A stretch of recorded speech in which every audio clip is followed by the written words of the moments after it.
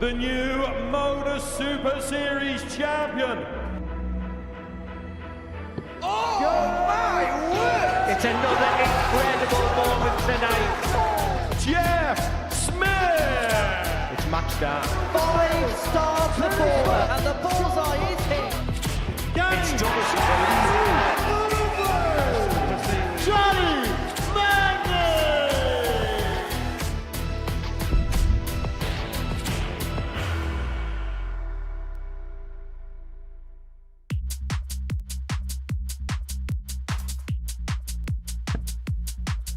Double four. And those two dart out shots are working a treat to cement second spot level with top of the table Adam Mould.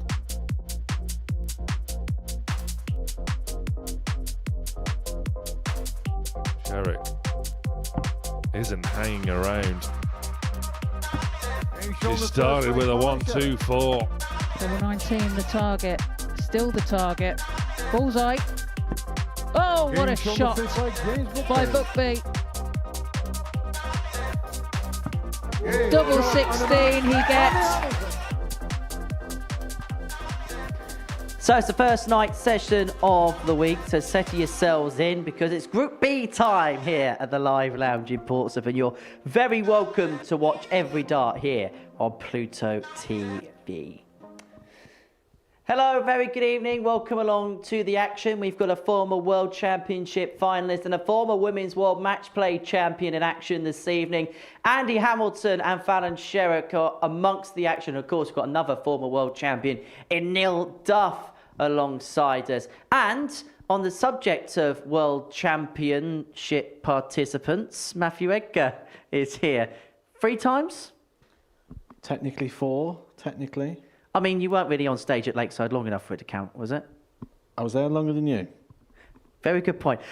On the subject of people that won at Lakeside, Scott Mitchell was in action in Group C earlier on this afternoon. And look, he was just typically Scott, wasn't he? He was efficient and effective. He was, and do you know what? I was watching that and I really felt for Scott Mitchell there because he's gone through a lot. And I spent a bit of time in Budapest with Scott Mitchell last year. We was having a practice in the chat on the board, and he was telling me about sort of the hardships that he's faced within his game in recent times, and the level wasn't there, and he just didn't know if he could ever get back to the sort of winning standard. But one thing for sure was Scott Mitchell was not going to just lie down and accept it. And I can tell you for a fact, when he sees that Group C table overnight, which I'm sure he will do, he's going to be so proud. He's going to be a very, very proud man. So he's top of the table. Kieran Ford in second place. Patrick Deck also picked up 6 points. We'll be watching the resumption of that tomorrow from 1 o'clock. But this is how the tournament bracket looks as we head towards the halfway point of the week. It was Adam Mould that won Group A on Wednesday afternoon. Group C, of course, will come to a culmination tomorrow. But this evening, we're going to get Group B underway. We're going to see the return of the Queen of the Palace, Fallon Sherrock. I know somebody you watched under the microscope at the recent Women's Series, and it feels like she's beginning to get herself back to her top form again. She's in a position now, Fallon Sherrock, where she can just really enjoy this season, because this is a season that wasn't going to happen as far as Fallon Sherrock is concerned. Cast your mind back 12 months. Fallon Sherrock was doing a lot of media, a lot of articles regarding having to have this year off due to health. She's now won a Women's Week here.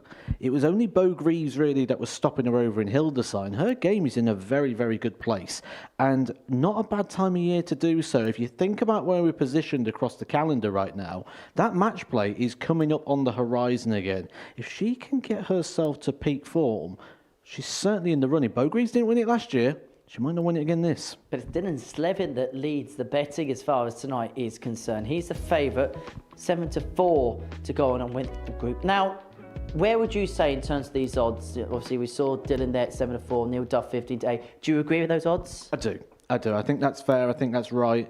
I think James is maybe a little bit pushed out at 11-1. I think maybe that should be a little bit tighter, but I think the order's right in regards to who's going to be favourite to go through tonight. It's now up for the players to disturb that. Right, it's 18+, gambleaware.org if you're going to have a flutter on the Super Series this evening. Right, let's get into the crux of the action then. On this Thursday night, we're going to see James Buckby in action in the first match this evening. He takes on Dylan Sleven. Let's hear a little bit more from James now. I caught up with him earlier on tonight. James, great to see you back here at the Live Lounge. Looking forward to your first tilt at the Super Series proper? Yes, definitely. Last time I was a bit nervous before I got here, but this time I've been here before. I know the venue, I know the area, I know what I'm doing, so I'm excited. Played at the Rising Stars back in August. What were your memories of that? Missing 2 darts at double top on finals night to beat Emery Coates and then not getting another at double. So hopefully make finals night again and put it right. For those who may be watching for the first time, just tell us a little bit about your background, in particular the university background. Yeah, so I started taking darts seriously, properly, when I got to uni at about 18. Lucky enough to have some good teammates. I think we've all brought each other up, won some titles there, and then started going to the development tour and up my game that way. Where'd you say your game's at this present moment in time? Pretty good, actually. Better than it was last time I came here, so hopefully I'll put in some better scores. So what kind of opportunity does this present for yourself over the next couple of nights? Well, hopefully, good enough performances will get me some more invites back. And the more times I play here in front of the cameras especially, I think that's the experience that everyone's looking for. Is that the key? Just try and get back here as often as possible, and then from there, try and progress? Yeah, I mean, last time all I could think of was people are watching me, so I think the more you get used to that, the better. And you look at the calibre of people, and obviously you played some very good players at the Rising Stars Week, but when you look at people like Andy Hamilton, who's made world finals, Neil Duff, that's won world championships, does this feel like a little bit of a step up? Yeah, definitely. I mean, the list of accolades in that practice room is pretty insane, but I know that if I play my game, I can beat anyone. Well, we wish you all the best. Great to see you again. James, good luck out there. Thank you very much. Got to say, he's a rather impressionable young man, is James Buckby, and somebody who is looking to really kick on here at the Live Lounge in Portsmouth. He made it through to the Saturday night the last time he was here. That was in the Rising Stars Week, making his debut in the main competition. His first match tonight is against Dylan Sleven, the man from Ireland, who recently dropped off a tour, and he will be looking to really kick on as we head towards the second half of this week's play. So England against the Republic of Ireland in the first of 10 matches that we're going to be broadcasting to you tonight here on Pluto TV. Let's find a little bit more then about both players. Buckby making his first senior appearance here at the Super Series. As I say, was involved in that Rising Stars Week in August, which went down as a real tremendous success, it has to be said, for Dylan Sleven. We saw him here just before he got his tour card in 2023. As for Buckby, the 21-year-old from Ashby de la Zouch, popular tourist resort that, made it through to the finals night to the Rising Stars back in August, up against the 23-year-old Dylan Sleven from Boris Kane in Ireland, semi-finalist all the way back in Series 2, Week 7. So, for whom is this Week 7 going to be heaven for? We've already seen Adam Mould into the Saturday night fold, but who else is going to pit their wits in the Saturday night mix? Paul Hinks is the man in charge of the action. First leg, and we are about to get underway.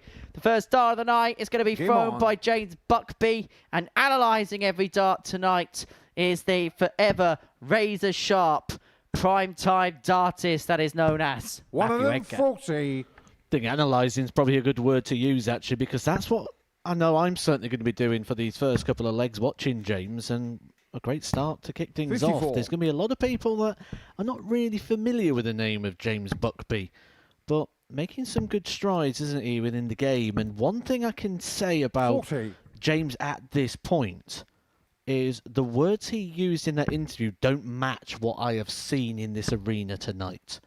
The words he used in his interview 59. was that of, when he came here for Rising Stars, he was nervous, he was edgy. I haven't seen a nervous, edgy player. I've seen a very confident, dare I say, brash darter 100. walking around here. Certainly when he was having his practice darts up earlier on the stage. Very, very full of self-belief tonight. And he's going to need to be, because, 100. as you mentioned, Dylan Sleven recently just coming off the Pro Tour.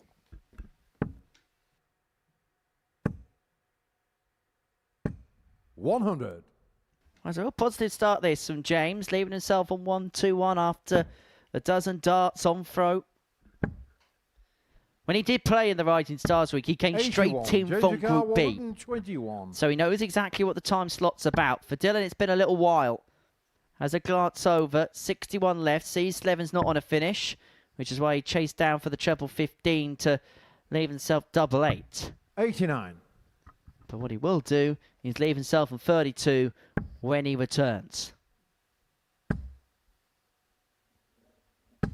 60. James Ricard 32. Well, the scoring phase of this leg has been very impressive. And that looks quite inviting as well, doesn't it, here for a double 16. This is where we're really going to learn quite a lot about him. How can he use the darts? Game shot on the first leg, James Buckby. Great recovery, actually. That first one didn't quite hit the flight correctly, then played straight past it. Second leg, Finds a way Dylan into the first. double and takes Game the on. opening leg. But almost pinballed its way, didn't it, into the target, that double 16. But in is in, and Buckby finds himself one up. And that's exactly what he should do. That first dart was so inviting on the wire, and we're learning all the time here about Buckby. And I feel like he's learning a lot about himself 55. here at the Super Series. He talked, didn't he, earlier on about just knowing the cameras are there and those eyes are watching on. And I can imagine being from the 60. university scene as well. Not only was those eyes watching, but there was probably a bit of the old bants going around. Someone from university, 10 p.m. I can tell you right now is early in the day. Oh, I remember my university days, Matthew, and they were some long old nights. 59.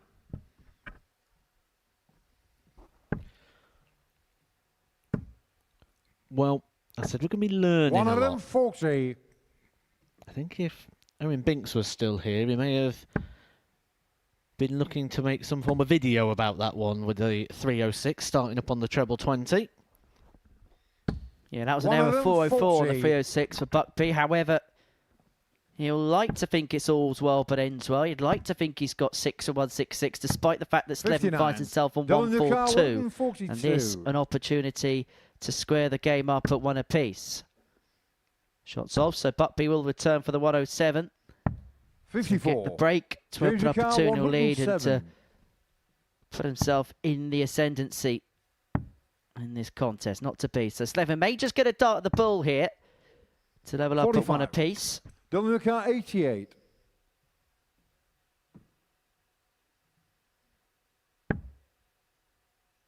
And the single 18 will leave said dart at the bull. 63. And that drops just low. Line James okay, Ricard, leg just a 62. little low.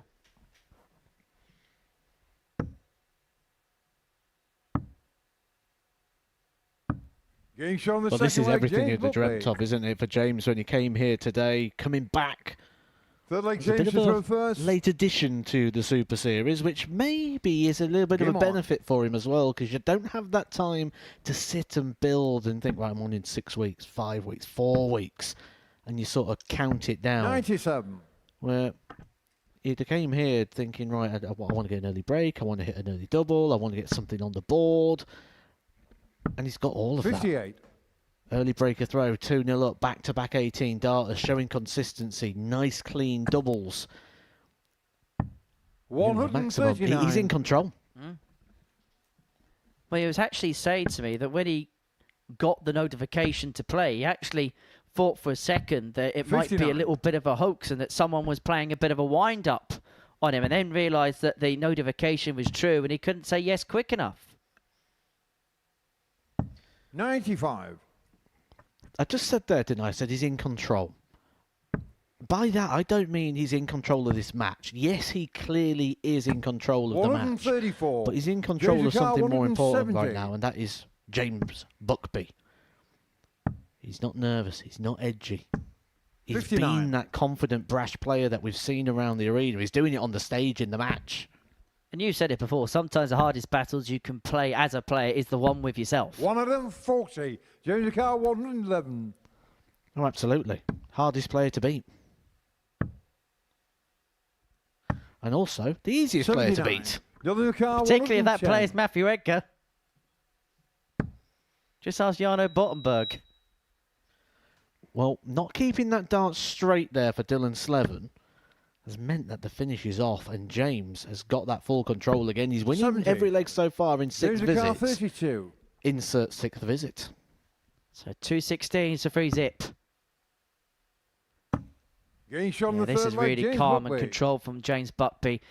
Tell me, Matthew, if I'm talking Dylan to absolute throw first. codswallop Game on. here, Yes, you are. but does the throw in the action of James Buckby remind you of a certain Joseph Cullen? 140.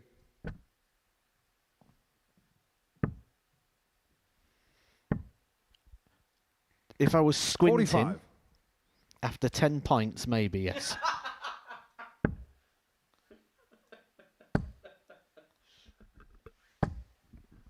$140. You're just looking back to a star on your shirt, aren't you? That's. Well, no, the little twizzle and the way that he uses the shoulder 100. to propel.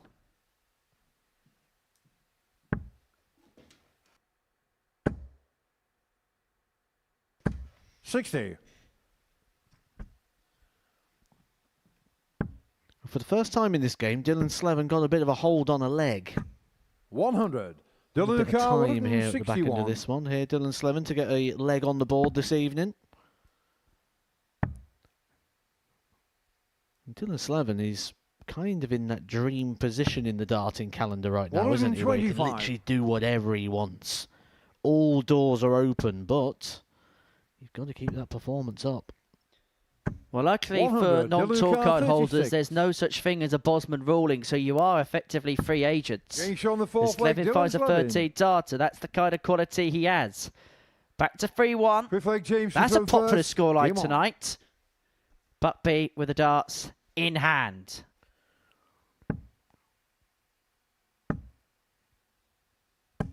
$100. Quality. Absolute class. Buckby here just had a 13 darter hit against him. You 60. can potentially panic in that situation. You're 3-0 up, you've got all the comfort. Dylan Sleven's hit nothing until that point. He starts hitting you back, and then you find the first 121. maximum of the game. Backs it up well, is in full control. 57.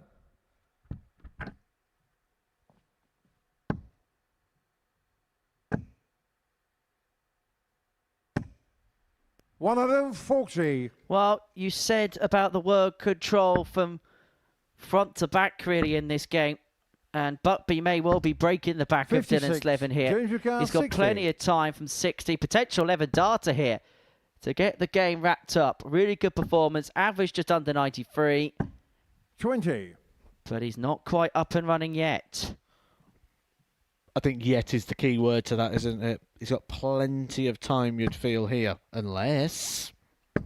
140. James Ricard, 40. Well, he needed a lot to leave himself on a finish, so Buckby still with time on his shown the side. match, And James that's a Buckby. 13 darter to wrap it up. A 4-1 win for James Buckby to mark his return on the live lounge stage. He made it through to the Saturday of the Rising Stars week the last time he was here, and he's marked his main series debut with success and averaging in the end just over the 90 markers, around the mid-90s for the most part.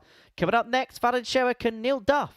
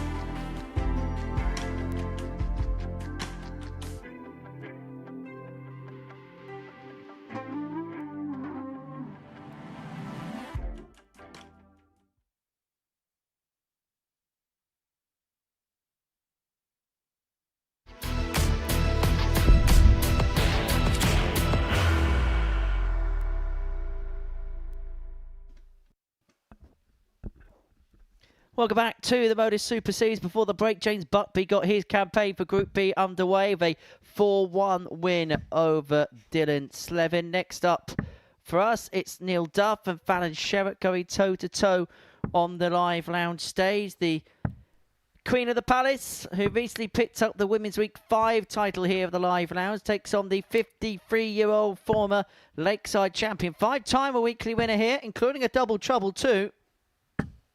Neil Duff really is one of the all-time greats of this tournament.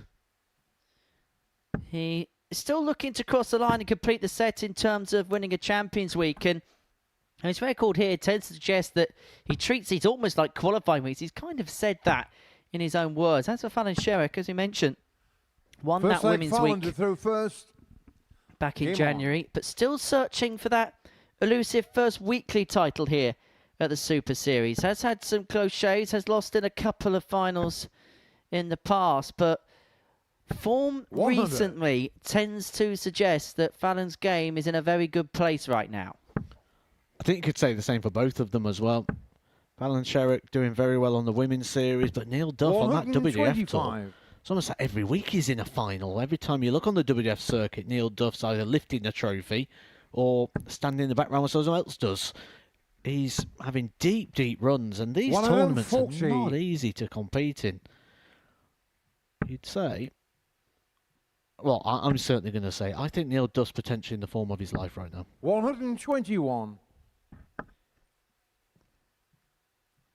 And he's somebody, because he doesn't play on the Challenge Tour circuit, hasn't done so for a number of years, so we never quite get a true gauge as to where he's at. But I think 45. A lot of people in the sport would be fair to suggest that they still think he's one of the elite operators on the amateur side of the sport. Well, he doesn't play on the Challenge Tour, but he plays 95. Here at the Super Series, and we pick here at the Super Series the best of the best. The best of the Development Tour, the best of the Women's Series, the best of the Challenge Tour, the WDF, the ADC. We put them all here.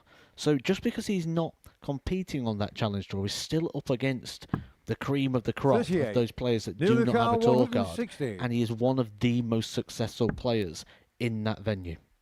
And he's looking at a 160, which he cannot get. 100. Will return for 60 to break the throw of Sherrock and to go 1-0 up in this contest. 60. Neil Luca, 60. And these types of finishes, meat and drink for the Duff man. Getting shown the first side. 14 darter, break a throw. Neil Duff up and running for the night. Second leg, Neil to throw first. Game on. I like that from Neil Duff as well when he's taken that finish out. And there's just that, I like to call it a Pro Tour celebration. Because on the tour, you cannot let out anything audible. It has to be 100. sort of kept very quiet because there's 16 other boards underway. And it was almost just like a little bit of controlled aggression. And that's when Neil Duff plays his absolute best. 57. He's just got that bit between the teeth.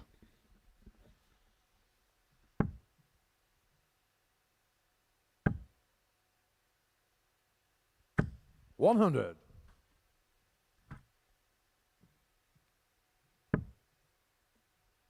That's a fan. I'm sure priority number one for her is going to be to try and regain that Women's World Match Play title. It was heartbreaking in the final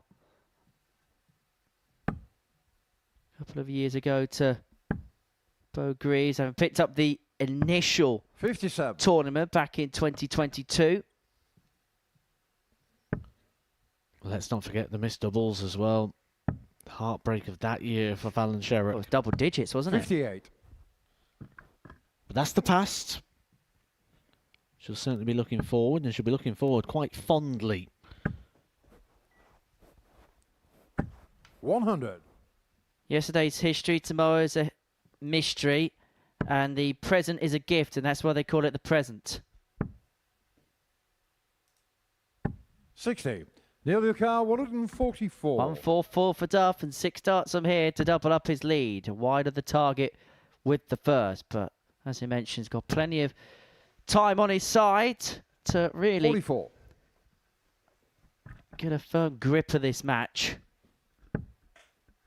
Averaging around about 93 and change. I know still early days in this contest. 140. Neil Lucar, 100. Still trying to find her way through the gears.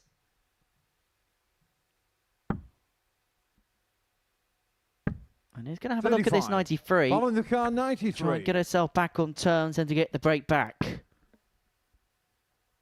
Went for the pull, unable to get. So 88 left. May look at trouble 16 here.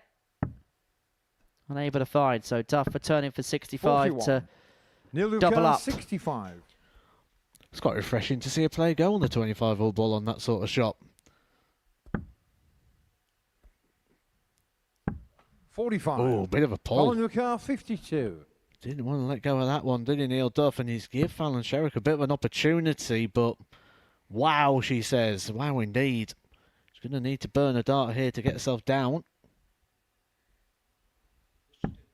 Well, that's 28. Neil Lucar, 20. I'm not quite sure what's happened there. I don't know whether perhaps there was a miscount. Possibly. We did see one early with Martin Thomas as Neil Duff takes full advantage on the double 10 to go 2-0 to the good. Through first. Game on. To see her there looking over to the scoreboard, I wonder if she did catch that to see, though it was a bit of a mathematical error. 81. Well, you'll never get the tell from Fallon. One thing she's really good at is not giving away too much to the opponent. Rather poker-faced when she's at the hockey.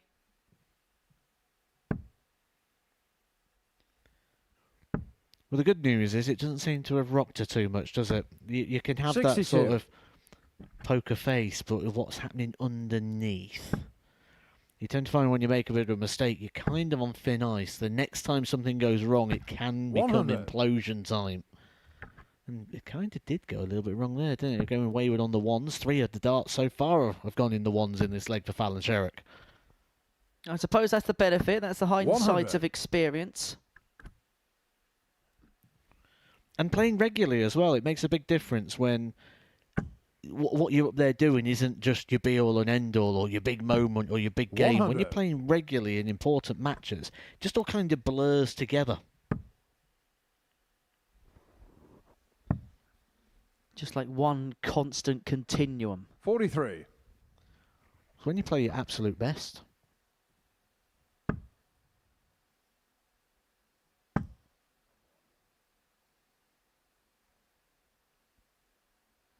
.176 left. Make that 68. 173 left. And so Sherrock all of a sudden's got 6 here to keep a hold of her throw. She desperately needs to do that, otherwise she'll find herself free down and Duff would have the darts in the 60. next to win the contest. But Neil Duff would have seen that as an invitation. When he was stood at the back of the stage, he'd been just hoping that Paul Hinks would have said something around about the 60. Anything 84. 3 figures under. Following the car, 155. Gives him the advantage, provided Fallon Sherrock can't take this out, which she can. Not to do on this occasion. 139. Duff Neil Lucar, 89. should be guaranteed a dart here at the bullseye, you'd think. Even better. 2 at double 16. Game shot No on third problems leg. for Neil Neil Duff. And just like in game 1, Neil Duff Forward racing Neil into to throw 3-0 first. lead, just Game like on. James Buckby did in his 4-1 win over Dylan Sleven. Well, Fallon Sherrock hasn't had a dart at a double, although she did think she had a dart at a double in leg 2 of the contest. 59. I don't think you count those on stats too well. I mean, if it did, I'd have had 16 darts for the world title. Yeah, darts 26. thrown for world championships in your bedroom don't count. Shame, really. Shame. Were you wearing your Spider-Man pyjamas that night? 100. Spider-Man pyjamas in your mum's box room?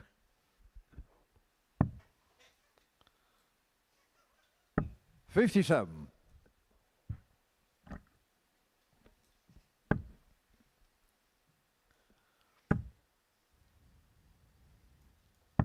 $99. We said full control of the match. I think that is certainly the case from this point. Neil Duff got the advantage of throw, got a massive lead on the scoreboard. 81. Fallon Sherrock's going to get into this. You kind of feel it's out of her hands now. This needs to come more from Neil Duff making mistakes, which the form he's in right now, you wouldn't imagine 59. he's going to make the amount that is going to be required here for Fallon to get back into this.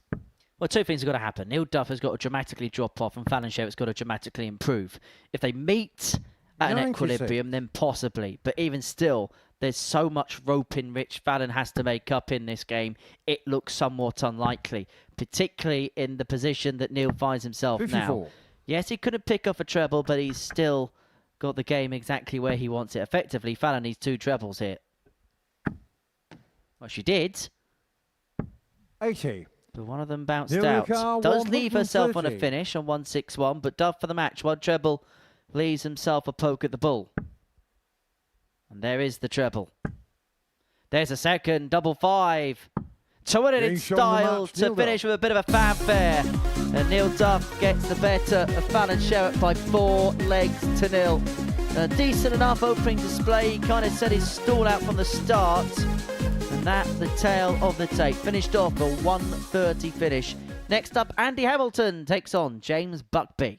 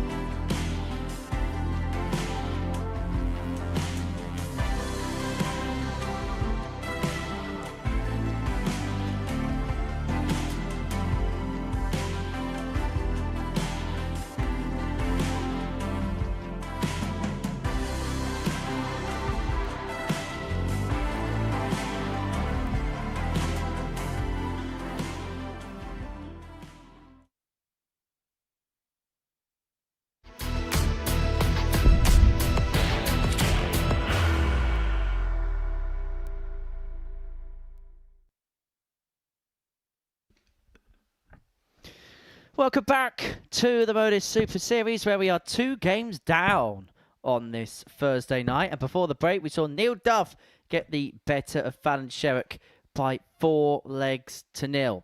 So let's get into game 3. We're going to see Andrew Hamilton for the first time tonight. And he takes on James Buckby in game 3 of the evening stage. Have you seen James in action? Have you seen James win this evening? He got the better with Dylan Sleven by 4 legs to 1 to kick off the night's action. Decent performance that from James. We'll talk more about that in a second, but let's find out a little bit more about Andy Hamilton. Now age 58 from Stoke-on-Trent in the Potteries. And he made it through to Champions Night in Series 11 back in July. Up against James Buckby, the 21-year-old from the infamous resort of Ashby de la Zouch. It was rated on TripAdvisor as in existence. And it's fair to say that his opening salvo on the live lounge stage was a superb one. Average of just over 90, 4 from 10 in terms of his doubling. Matthew Edgar, I'm sure that you've been to the infamous resort of Ashby de la Zouch. It's next to the Isle of Fernandos, I've heard. Game on. Can't say I have this year. But I've seen a dart player come from there. I was very impressed. What, the Isle of Fernandos? Which 125. poll do you put your hat on here? Do you say Andy Hamilton coming out for the first time has the advantage? Or does James, 41. who's been on the stage, have the advantage here? Now, let me put a little asterisk on that. James came here last time and was a little bit nervous. He went up there brash, confident, bold, played well, beat Dylan Sleven. 57. Does he still have that same level of adrenaline, have to come back up again tonight? Are you, Matthew Edgar, asking me to do punditry? Yes. Flip the flip. Flip 59. the switch. Well, you just look at his mannerisms, the way he goes about it. And I think James Buckby's, though, one of those types of players that maybe the start is everything for him. Kicks off well like he does. He can use that confidence for the rest of the night. And as well, he's only just been off the stage because his last game was only about 10 minutes ago because Neil Duff got the better of Fallon Sherrock at 4-0. So he's still going to be warm from that, which I suppose can be a bit of a double-edged sword. But 95. I just get the sense that James is the type of player that just want to be on, off like a coiled spring. So you got a future yet, Mr. Deacon? My concern is exactly what I posed in the question. It was kind 83. of like disguised in there. Mine would be about adrenaline levels. And again, that 306 starting on the 20. So I hope he watches this back because there's a lot he could learn just by 99. watching these numbers back Under and your car, starting on the 56. 19s. So did you just ask me a question that you then answered yourself? Yes. And I kind of answered it in the question as well. There's no point me being here. Double 10. 46. However, a couple of misses at the moment isn't a disaster, but double 5 can get rather tricky rather quickly, and Buckby in a position, if he can find a couple of big trebles, could have piled some 72. pressure on. Under your car, 10. For this to take the opener.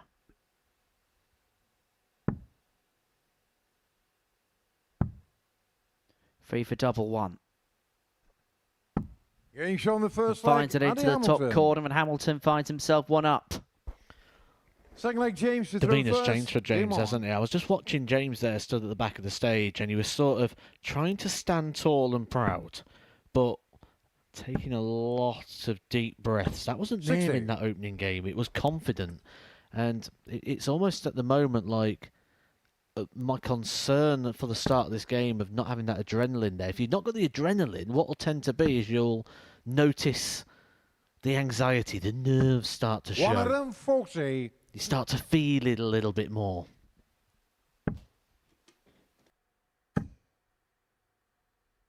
$100.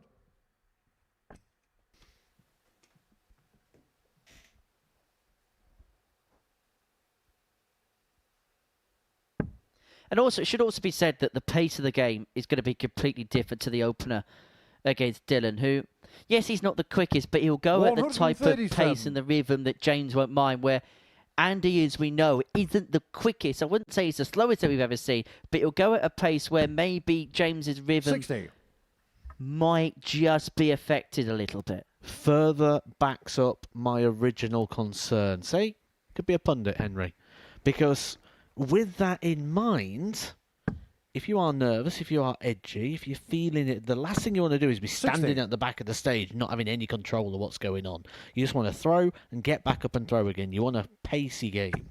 And that's how quick players start developing, a quick action and a quick throw. Because 64. they find throwing a little bit quicker just takes away the nerves, and then you just get faster and faster and faster. But that was quality. That is just what he needed at this moment in time.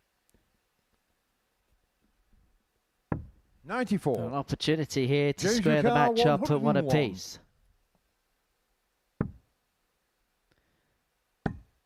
Unable to find the 101. Hamilton returning for the 17 to break the throw and open up a 2-0 lead. I've got another point to make, but I'll make it in the next leg. Can't wait. But how long have we got to wait for said next leg? Hamilton looking at 2 at double 8. For the break and a 2-0 lead. 54. Well, they both kissed the wire, but James neither could Ricard, find a way 16. through. In that opening game, this was where James was sort of hanging out, wasn't it? 6 visits to the board. If he got 6 visits, he won the leg. He's got 6 visits here. Pattern continues. Now, James, by his own admission, is very new to this kind of level. Yes, he's dabbled in a bit of Dev Tour stuff, but this is uncharted territory. Now, he's played in Sleven, won that 4-1. But you think about the other 3 games he's got to play tonight. He is a big darts fan. So he's probably sat as a youngster on his television set watching the next 3 players that he's playing tonight. Andy Hamilton in the World Final, Fallon Sherrock doing what she did at the World Championship, and Neil Duff winning the Lakeside. When it's your first time playing players that you may have marvelled in front of the television box, how does that psyche change when you play them for the very first time? Yeah, absolutely. It does matter. I can only go back off my own personal experiences to back this case up. When I first started playing on the Pro Tour, I found it harder to play Dennis Priestley,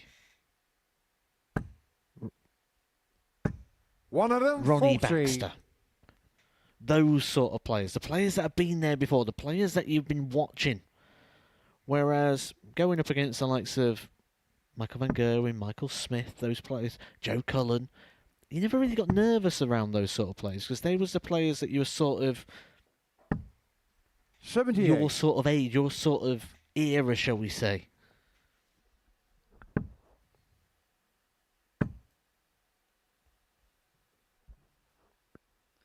To put it in perspective, 85. James Buckby would have been in primary school when Andy Hamilton made it to the World Championship final back in 2012.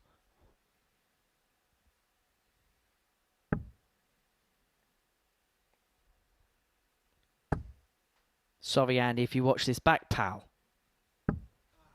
121. Buckby here looking at 96 for the break to move 2-1 to the good. High quality contest this.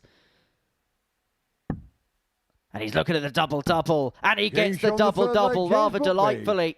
That's a 12 darter. That's a 2-1 lead for the youngster from Yorkshire. Game on. I think you said at the start of the night regarding James Buckby, you used the word analysing. And I said we're going to analyse him in that opening game. We was very impressed. Very impressed. We're coming to this game, and I posed that question. How's he going to respond? And in the early goings of it, it wasn't looking good. From that 180 he's hit, it's just completely turned around. Completely 60. different player, mid-90 average, and responding. And that's what you want to see. You don't want to see someone come up here and just sort of have it their own way all the time. You want to see that responsive 100. play. And this is superb. Very, very impressive. Maybe another one off that Uni Darts conveyor belt, which, let's be fair. What was Uni Darts and what is traditionally Uni Darts? It's 95% a jolly. 41. And now we're starting to see some serious players come out the back of it. And I think a lot has to be put on the shoulders of Adam Warner, 100. who's shown that just because you're good on the uni scene doesn't mean that's where it's got to stay. You can transition into mainstream sport. And now he's a tour card holder still. He's had 2 occasions where he's been a tour card holder, where he's been successful at Q School. He's paving 77. the way for the likes of James to come and follow. Yes, Mr. Chinos. 97. And base not too far away from where James resides. He actually told me he was born in Portsmouth, James Buckby. And decided, well, he didn't decide because it was not his choice, but 86. Change your car. obviously doesn't live here now.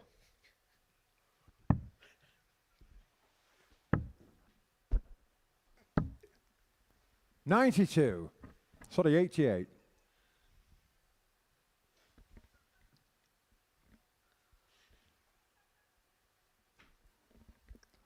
Here we are again, Henry. 6 visits to the board. Whenever we've been in this sort of range, 15 darts for the scoring, it tends 16. to go on visit number 6.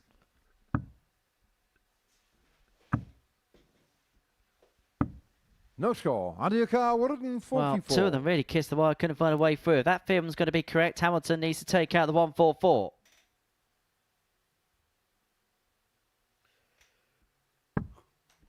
And the 144 not got, so Buckby will return to establish 94. a two-leg gap. 16.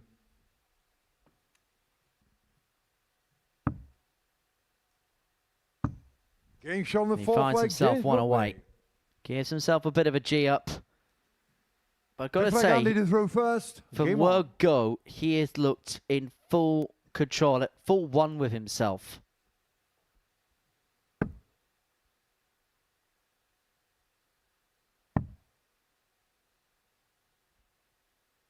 He's in the Crystal 96. Palace position, is James Buckby. 3-1 to the goods. Andy Hamilton is going to have to find some spurs here. 84.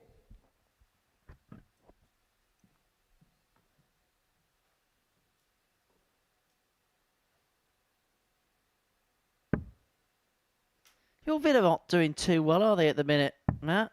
Bit of a wobble at this present moment in time. 57. Yeah, it's been all right. It's been a good season. It's been happy. How do you reckon you'll get on next week against Lille in the 68. Europa League?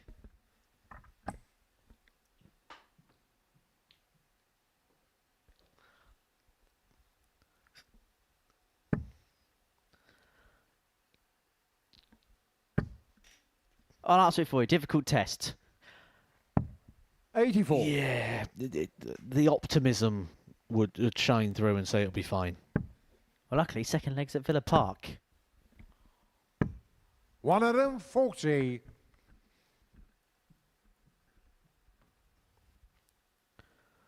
I feel like Andy Hamilton's going to need 2 trebles here in order to leave himself within some real gettable range and keep himself in this match.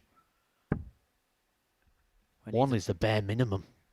Yeah, exactly. I was going to say, needs one, gets one. But Buckby will probably feel at the back of his mind, he's still got 6 on this 209 to wrap it up if he can score heavily here. Just a little bit of a deflection there on that second dart, just carrying it into the treble 5. 95. Under your car, It's him 164. down to a 1 treble combo. As you sort of go through the levels, those 1 treble combos really do become key. He's going to get a shot at it as well. For back-to-back 4-1 45. wins. Change your car, 114. 114 for 1-4 score. Triple 18. Finds that double top. 74. Just clips the Under your top car, wire. So Hamilton, 119. Hail Mary time at the 119. One of the worst finishers on the board, this. Because if you get the treble, there's no real benefit. You might still have to go 12 and ball. And the bullet is 94. the ball, which has been clipped Change by a your car, coat of 40. paint. And so Buckby here tops to back-to-back He's shown the 4-1 match, wins. James And Buckby. back-to-back 4-1 wins it is. He gets the better of Andy Hamilton 4-1. And it means that he has got a vice-like grip of this Group B in the early stages. He's played in the first 2 games. He's averaged 90 in the first 2 games. And he's won his first 2 games by a 4-1 scoreline. Next up, Dylan Sleven takes on Fallon Sherrock.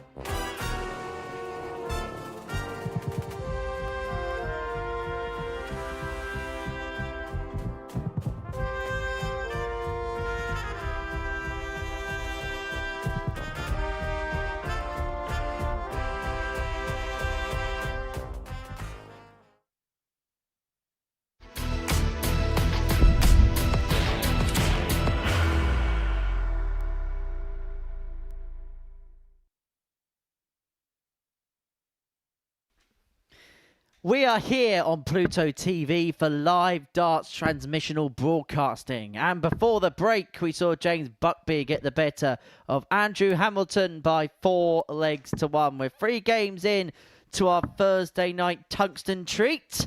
And for game number 4, we are going to see Dylan Sleven and Fallon Sherrock go head to head. 2 players looking to get their first wins of the night. Dylan Sleven going down 4-1 to James Buckby in his opener. For Fallon Sherrock, a 4-0 defeat to Neil Duff kick-started her campaign in Group B. We'll see Duff go head-to-head with Andy Hamilton in a couple of moments' time.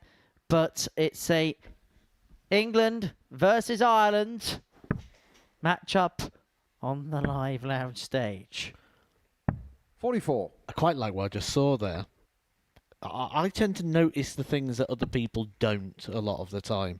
And Dylan Sleven, obviously being a left-handed player, has got his darts in his right hand. 125. And held out a fist bump there to Fallon.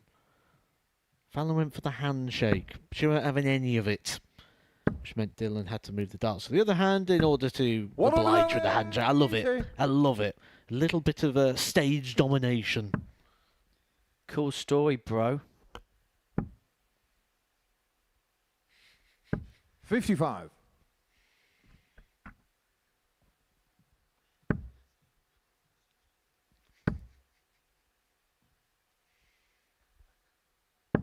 $60.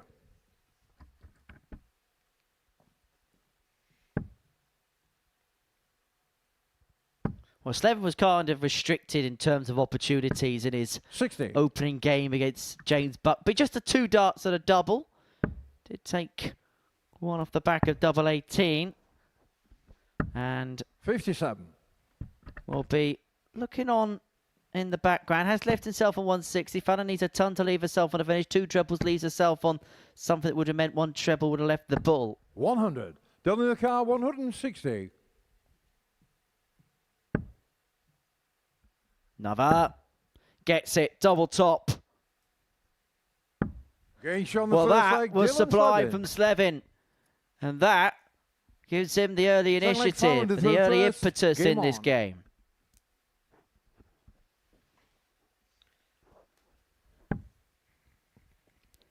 When you start off your night like Dylan Sleven has, you want something like that. A big finish, a big moment, a spark. Something that just really ignites your night. So you can just ignore that first game and go, that doesn't really matter. I've got 8 games, not 1. And the journey can start from here. And boy, is it starting. 2 180s already for Dylan. And all of a sudden, Fallon Sherrock may feel like she's under siege. Lost 4-0 in the opener. And if she's not careful, this game could be over before it began. Look, Fallon Sherrock has played Group B on many occasions. She knows the format, and she'll know full well that even if she loses these first 2 games by a bit of a scoreline, she can always pull herself back in. But she's going to need to play 17. Better than this. Is wayward. This is very wayward. This isn't just a case of missing. She is at the moment struggling to keep the darts straight.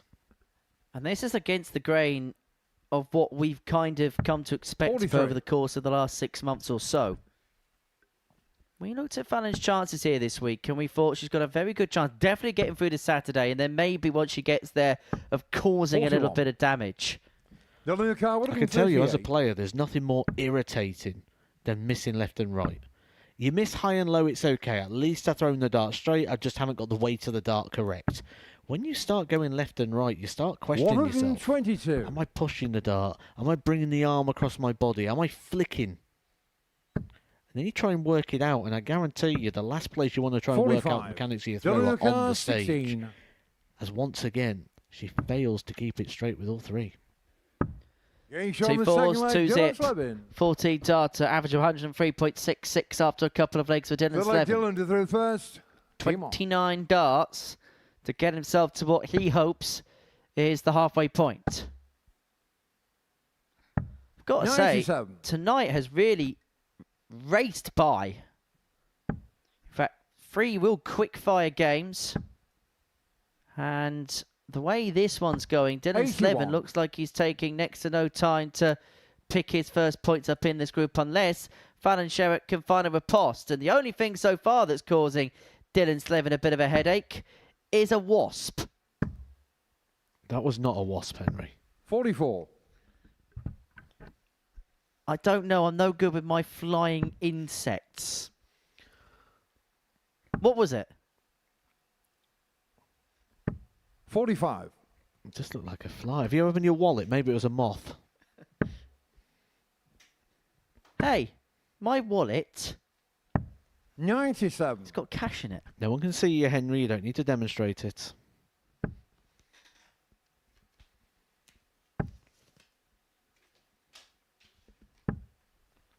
$140. Well, that's progress now for Fallon Sherrock. She's had all 3 darts go straight. That's the first time in, well 99. over a leg now, that she's been able to do that. Positivity needs to build from some form of a foundation. 90. WK 164. So Sleven, having taken out the 160, isn't going to add the 164 to the collection. And sometimes 58. you need a spark. Fallon UK 145. Fallon may well find that with a 145 finish. Not this time, so Sleven back for free zip.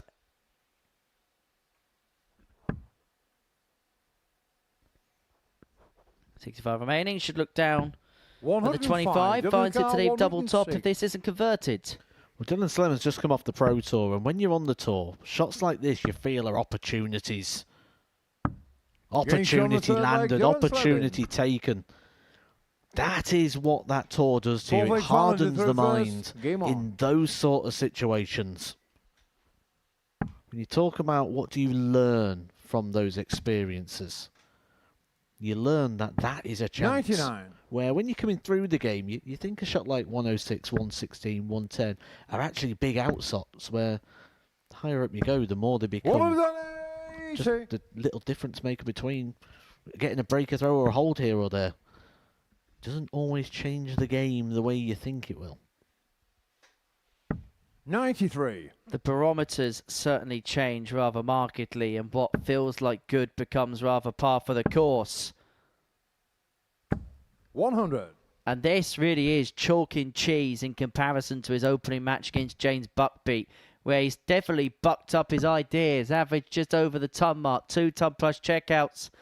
And it looks like from here, 6 darts from 2-2-1 to win this match by a 4-0 scoreline. A little unusual there as well for Fallon, wasn't it? It's just saw a little bit of a tell there. Very unusual that you see her visually get frustrated. But just starting to get irritated by that big one. 83. WK 121. All the time he wants on 1-2-1 to get this game wrapped up. Doesn't have to chase the treble 17 and bull. That's why he stays where he is. 81. And will leave himself on tops after 12 to wrap this up to 0. For Fallon Sherrock, it looks like it's going to be back-to-back 4-0 defeats to kickstart her night. It has not been the desired start for the Queen 16. of the Palace. For WK Dylan Sleven, 40. he was beaten rather heavily in his opener. But double 10 means he responds with a 4-0 win over the former World Match Play champion. That much more like it for Dylan Sleven. Average in the end just underneath the 97 mark. 2 ton plus checkouts, including the 160, and 4 from 7 in terms of its finishing. Coming up next, Neil Duff takes on Andy Hamilton.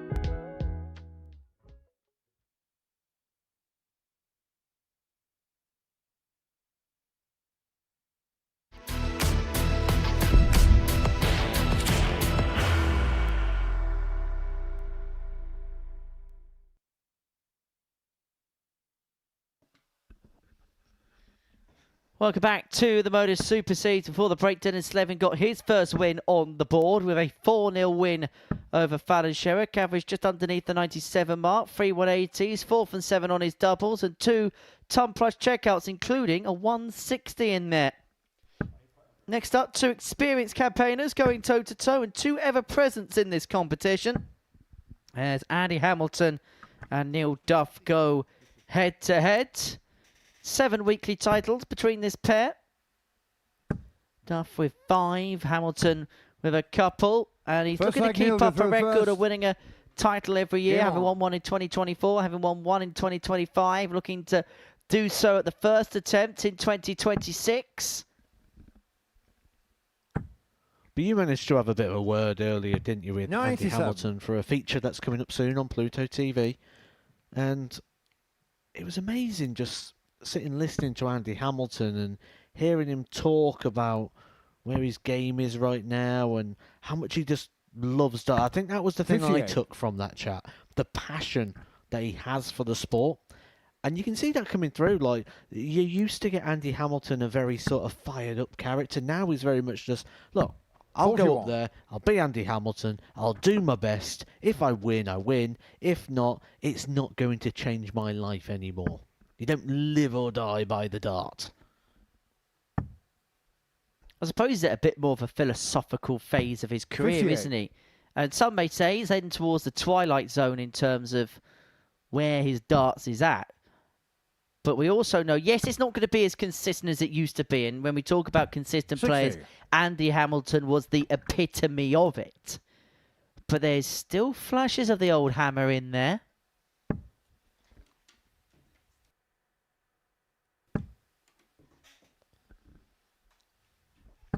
$100. Just loves the game, doesn't he? Just goes up there and enjoys himself. It's a great place to be. Especially when you've had the career that Andy Hamilton has and you can sort of look back and reflect. But on the same aspect, you can go up there and just keep getting little teasers that it's there.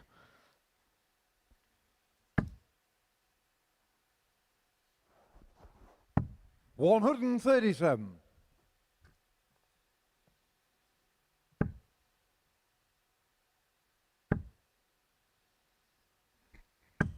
That's what Neil Duff was so good at in that game against Fallon Sherrock when he needed a big shot like that. Just when his opponent started to put the nose in front. All of a sudden, Andy Hamilton at 148 needed to go, and it doesn't.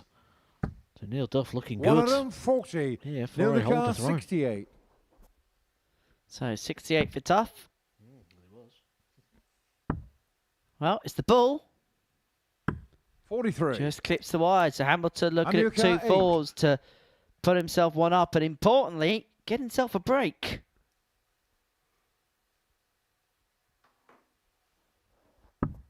Game shot on the first leg, Andy Hamilton. Hamilton does get the break, and he leads 1-0. Now, if you do want to get in contact with us tonight, you can do via our social media feeds at MSS Darts on Facebook, Twitter, Instagram. Sure, we will get stuck into any comments we have this evening. I've actually had a text from a, well, I say text, a message from a former Super Series player, now PDC tour card holder, Adam Paxton, who is trying to remind me of 45. Geography. Because apparently Ashby de la Zouch is right by the Battle of Hastings battleground. There you go, fun fact for the night. Pac-Man, hope you're well, pal. Good luck tomorrow at the UK Open.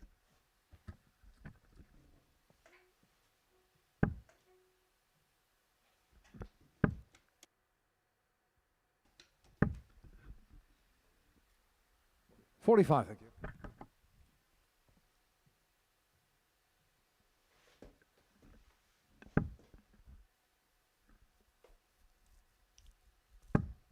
So if you do want to get in contact with us, it is at MSS Darts, our 100 social media tag, our social media handle. I like what Andy Hamilton did there.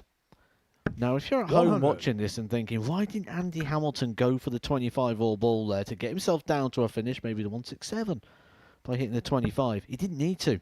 That is overcomplicating the game.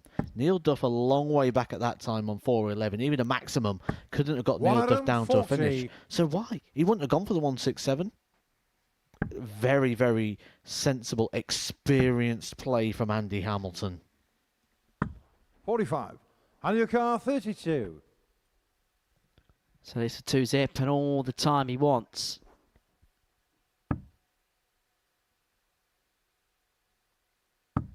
Game shot on the Well, second maybe leg. it Andy needed Hamilton. a game to kind of sharpen himself up. Hamilton 2-0 to the Third leg good. Neil to throw first. Averaging Game on. 100.2. 30 darts to take us to what he hopes is the halfway point of this contest. 100. And this game takes us to the halfway point of the night. Game 5 of 10 that we're bringing to you this evening. Has to be said, a Group B of high quality. Not the first and not the last one of them we're going to see from Andy Hamilton. High quality and resilience would be the two key 45. attributes I think we've seen so far tonight. Dylan Sleven going down 4-1, came back, won 4-0 in his next game, averaging just shy of 97. Andy Hamilton did the same. Lost 4-1 in his opening game. Now look what he's doing. Averaging 96. 107 in his second. Real shared quality amongst this group. As you'd expect when it's Group 59. B time.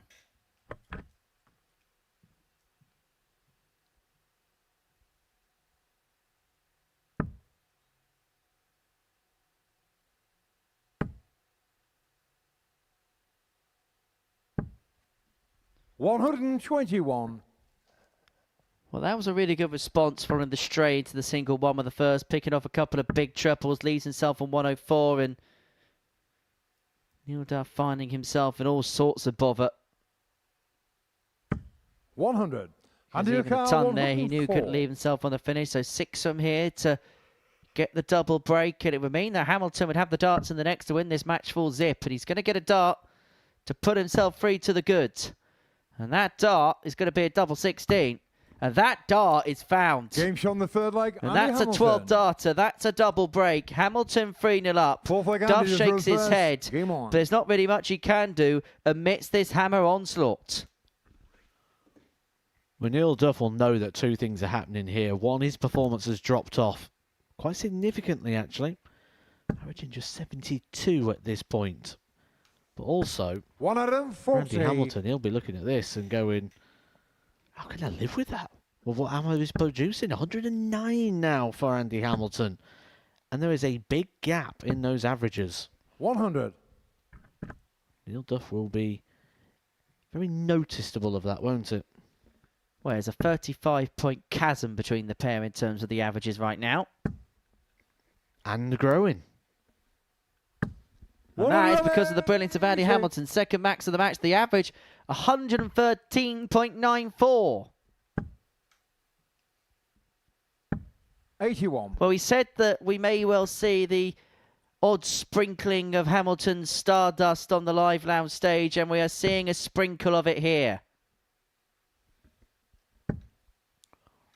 Well, this is what he'll see, won't he, when he's practicing these sort of darts. And this is what keeps him encouraged. This is what keeps him coming back, believing he can win more weekly titles. Well, this is one that Neil Duff will probably consign to the dustbin now. But in terms of performances, this is as good as we've ever seen from Andy Hamilton here at the live lounge. 2 in hand, a double 16. To wrap it up 4-0 with a monster average. A monster performance from Andy Hamilton. We know that he's still got that level in the locker. In the end, an average of 111.33. And that is the type of hammer which we saw make it through to World Championship finals back in the day. He's still got that quality, and he's put it to the fore there. Coming up next, James Buckby takes on Fallon Sherrock.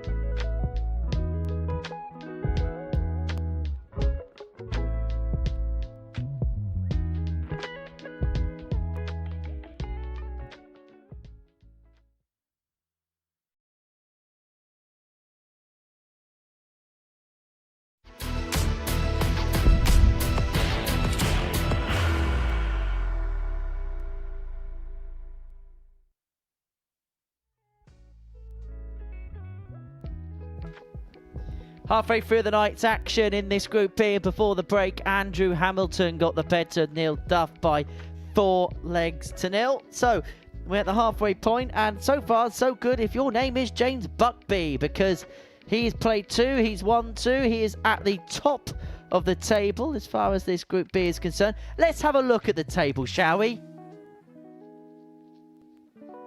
There's the table in all its glory. Buckby at the top, 4 points to his name, and a very good night so far for the young man. Late call up for him, and he's making the very best use of it. Andy Hamilton, Dylan Sleven and Neil Duff both on 2 points. Fallon Sherrock without to win, and so far, Matt, so good for James Buckby.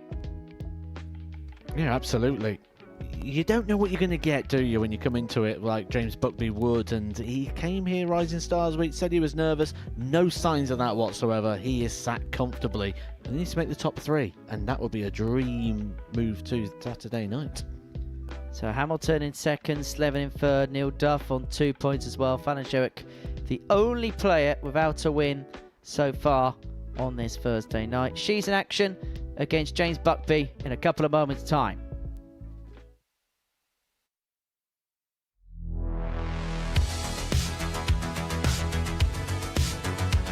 Good decision, Terence. Nearly part of the session, and he's doing the same today. Rhythm to this game. Just a little talk to himself there. Beautiful first. Stunning second. And a sublime 136 from Carl Coleman. Beautiful. Interesting. Just new names coming through and looking at the talent, and as we see Dustin Straver, with the talent.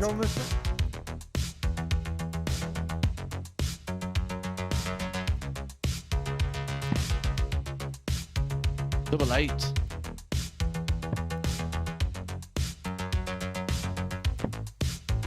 Does that continue? Tops. Go, it does continue. Go. Has to go. Well, 18. Yeah, what a shot. Wanted to wave his wand. Well, there to be some way to win it. The bullseye.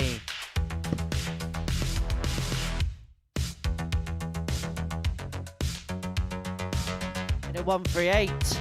Yes, he is. Gary Stone's got a bit of vigour about him today. Second double 16. Conor Heenahan. That is a special finish. 20 left for Jack Tweddle. Game shot. Jack Tweddle is the ADC Global Champion. Jack Tweddle.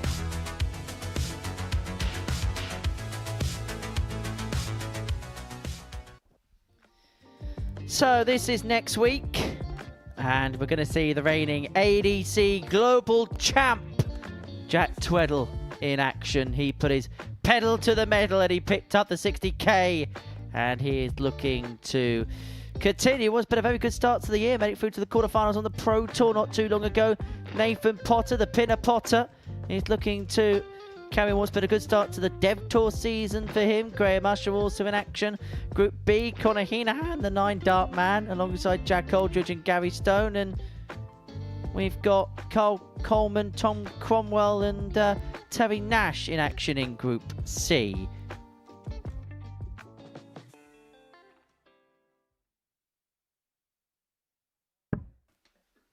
So we're into game 6 of our night here at the Live Lounge in Portsmouth, and it is James Buckby and Fallon Sherrock going head to head.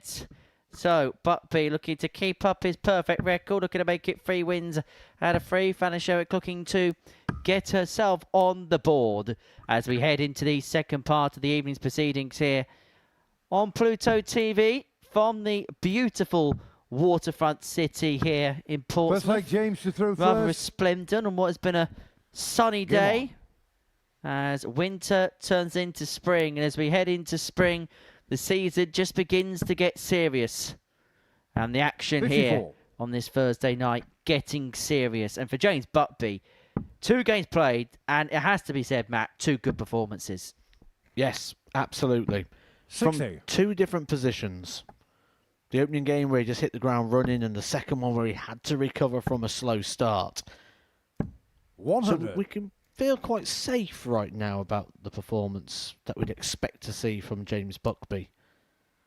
That can't really be said from what we've seen so far from Fallon Sherrock. That's been the problem. Darts going left, darts going right. Unable just to keep them on that straight line. Just not quite had that release on point this evening. And we saw, even in the start of this leg, that first dart right up by tops. She needs something positive and something positive quick. 140. But you made a very good point earlier, Henry. 140. When you said about what's it like for James now playing against these names of the game. Because he'd have watched that year when Fallon 140. James Sherrock the World 147. Championship. That would have been sort of key time for him just eking his way into the game. 60. Fallon Sherrock 80.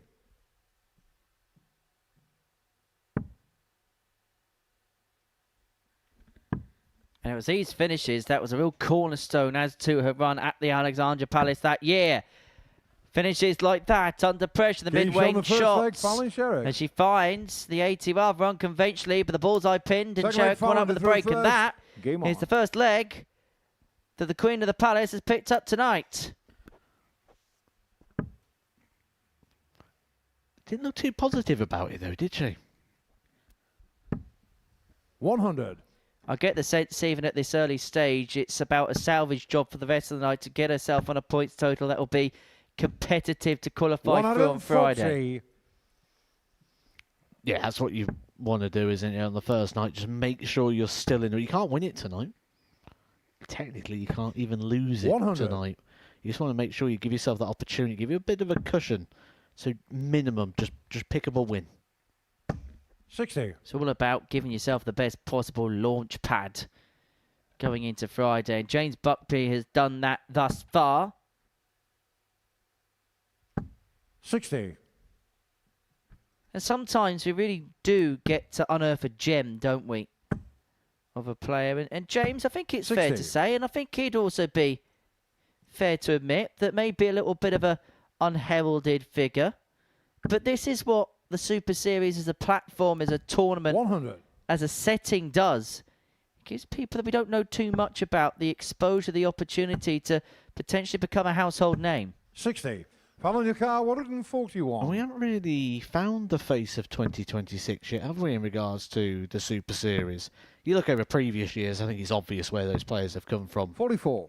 Dating back to the likes of Luke Littler, and in recent times, Jimmy Vansky, Charlie Manby, 165. Tom Sykes, Fallon Sherrock 97. Andreas Harrison.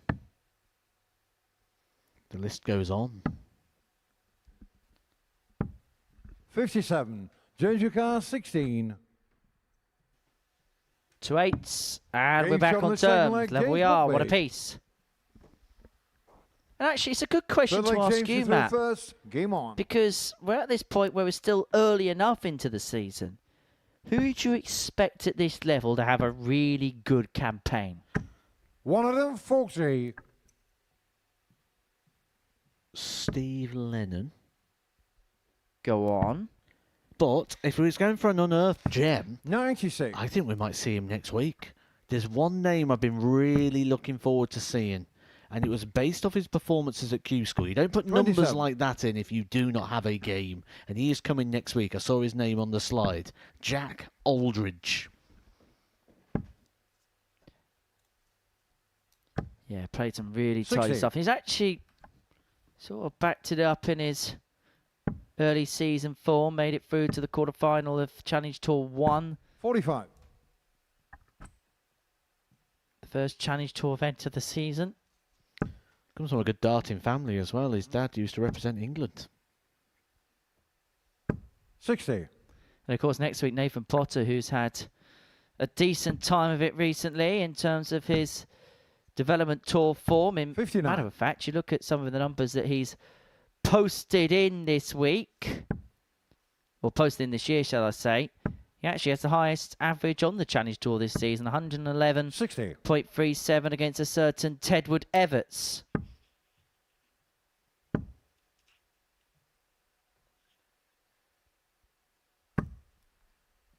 $100.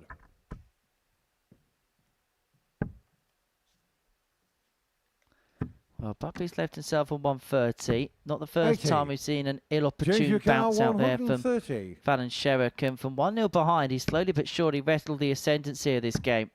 Double five for the 130. 125. Drops just low. Fallon car 145.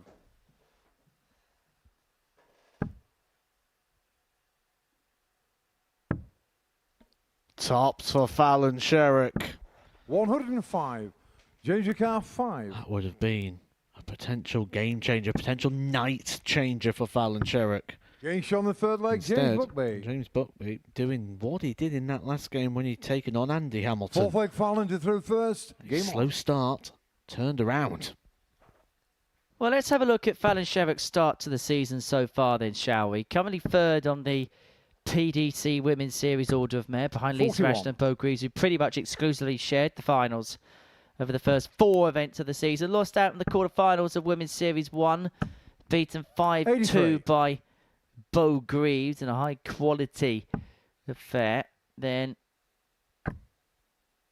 in terms of event 3, she made it through to the final, where she lost out 5-1 to Fallon Sherrock.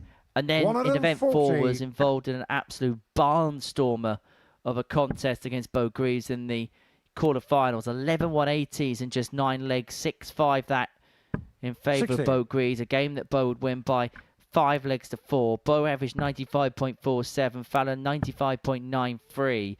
Sherrock could also have a 112 checkout in there, but Greaves would hold it together in a last leg decider.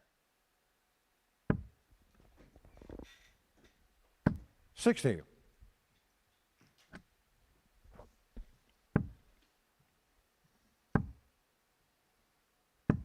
$85. Following the car 160. So Sherrock 160, seen it already tonight from Dylan Sleven.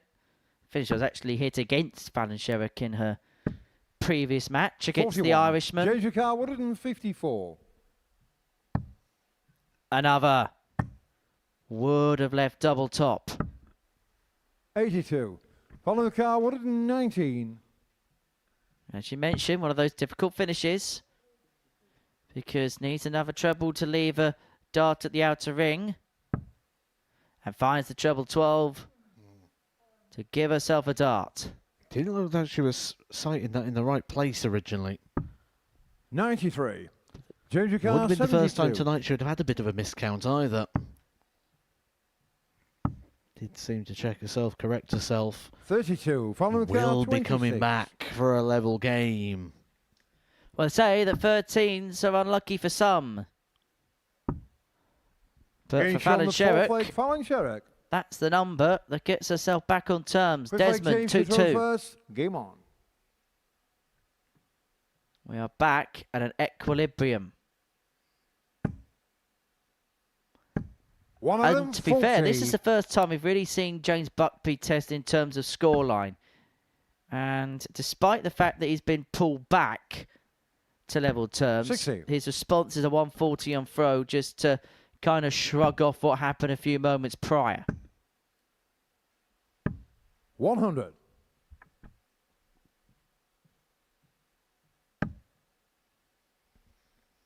You was talking earlier, wasn't you, about the pace of the game against Andy Hamilton 43. not really suiting. And you can see how James enjoying this slightly quicker pace that he'll get with Fallon Sherrock, because the way he's sort of striding and moving around 45. the stage. It's like, and one start doors and they're off. I see you're looking forward to Cheltenham next week. 140. Oh yes, good week coming. Good week. Indeed. I'll be under starters orders on 85. Tuesday. Gold Cup on Friday. 3 o'clock, isn't it? Usually the Gold Cup.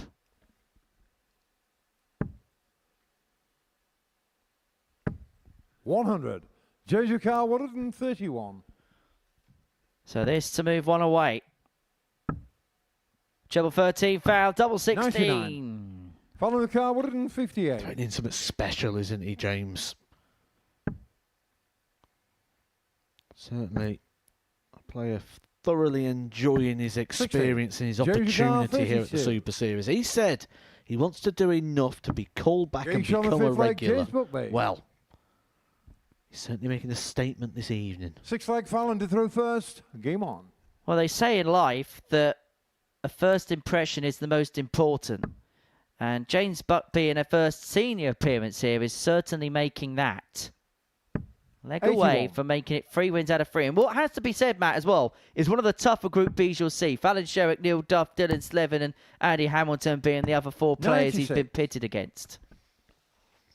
Well, let's put the asterisks on. He's kind of made it look quite simple so far. 4-1 against Sleven. 4-1 against Hamilton.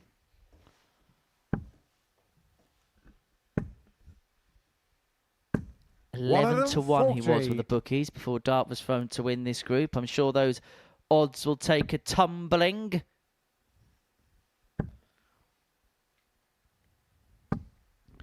It did feel a little big, 11-1, didn't it? We know one thing, but it'll not be 11-1 tomorrow.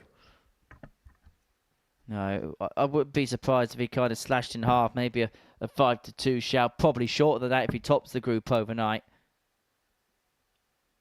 And this game looks like 60. It's going to come to a head very, very soon. 6-1-8-2 to get this 1-4-2. 60.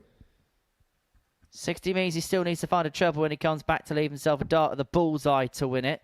But what pressure can Fallon Sherrock apply?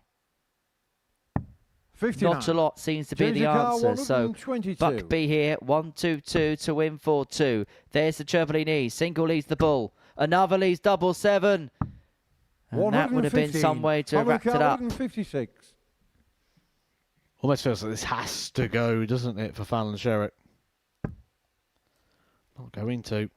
60. Buckby to 7. Keep the perfect start to his debut going. Double 2 to win 4-2.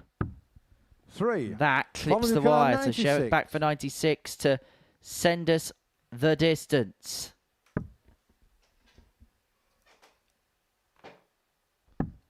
Look to double and able to execute. 39. And so Buckby back for double 2 to eventually wrap it up 4-2. And wrap it up 4-2 he will. James Buckby makes it 3 wins out of 3. And his latest success, a 4-2 win over the Queen of the Palace, Fallon Sherrock.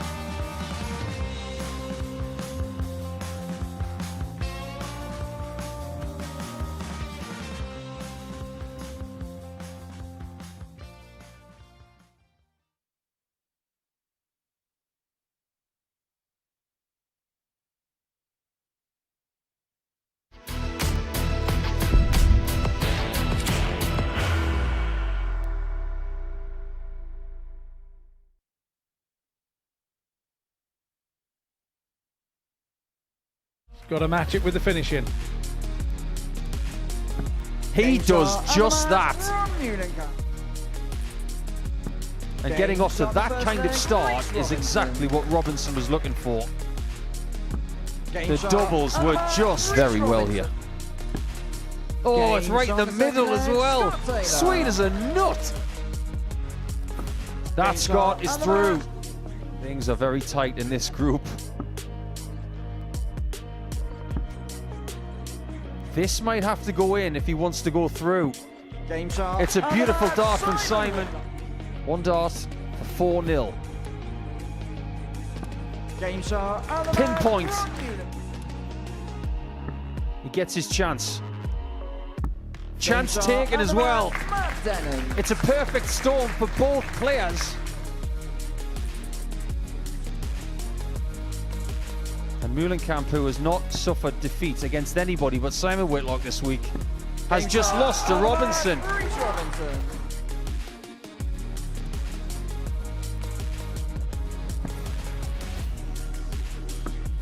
Taylor is turning up. Relentless. And sensational. This'll work. Pitch perfect from Taylor. No score. Robinson has had missed 3 darts himself. One further away, got to go in. He goes inside. Scott Taylor wins it 4-2. Week 6 champion once again is Scott Taylor.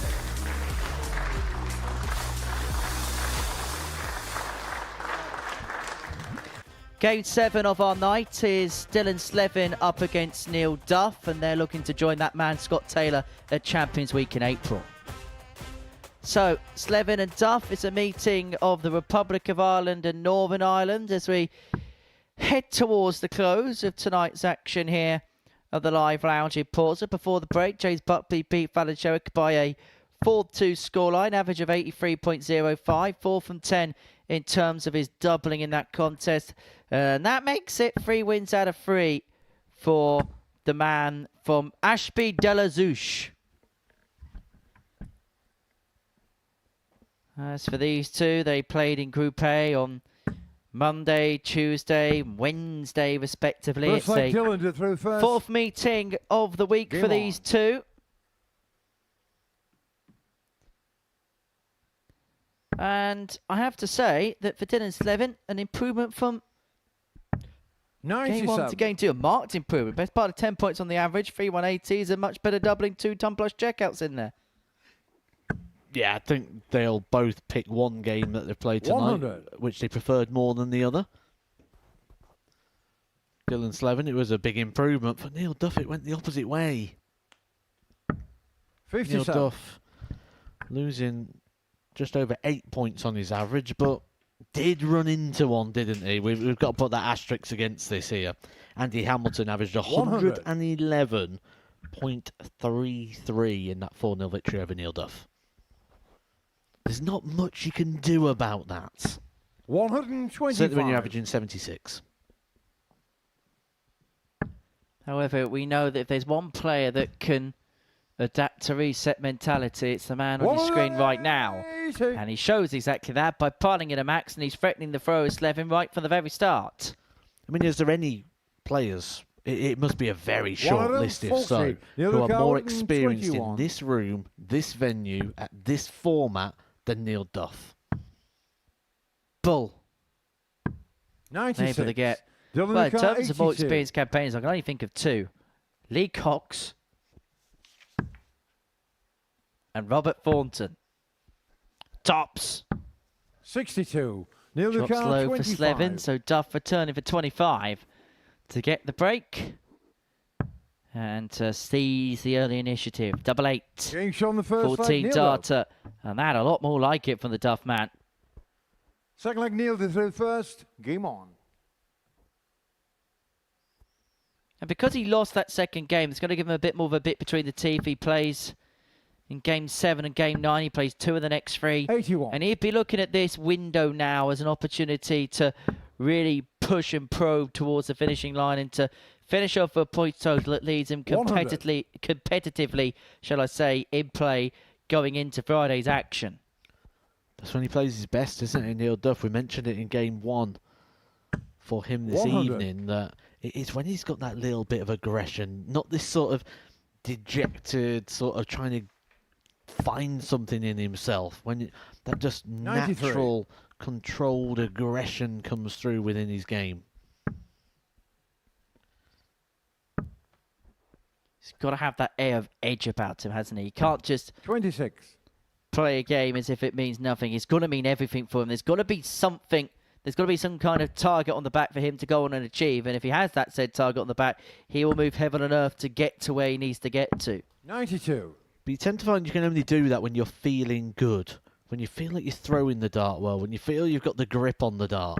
We know Neil Duff, someone who's tinkered in the past. Altered and changed between his throw and his darts. And you just wonder sometimes when things aren't going right, if his mind starts moving to that. Maybe I should change something. 140. Well, the 14 darts are Neil Duff to break in the opening leg may well be responded in kind here from Sleven, who's left himself on 76 after 12. 89. Neil Duff very begrudgingly going the sensible route there to set himself up on a finish, just in case Dylan Sleven's not able to take out the 76. Game show on the second leg. Cheers, we're level. We are back on terms, one apiece. Good game this, 14 followed by 15. It's been a good quality night tonight, has to be said.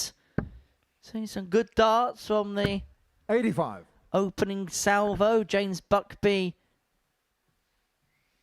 setting the trail for the rest to follow. 140. It's bad to think, isn't it? Before a dart was thrown, Buckby was the biggest outsider, and significantly so. And 100. Completely turned the table and the odds upside down.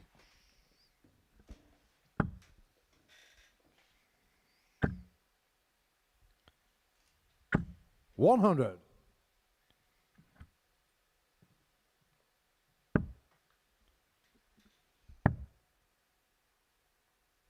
$58.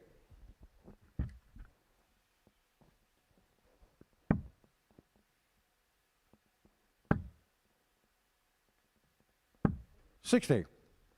Well, only a 60 means that Sleven may have a lesser spotted opportunity to hold on to the throw here.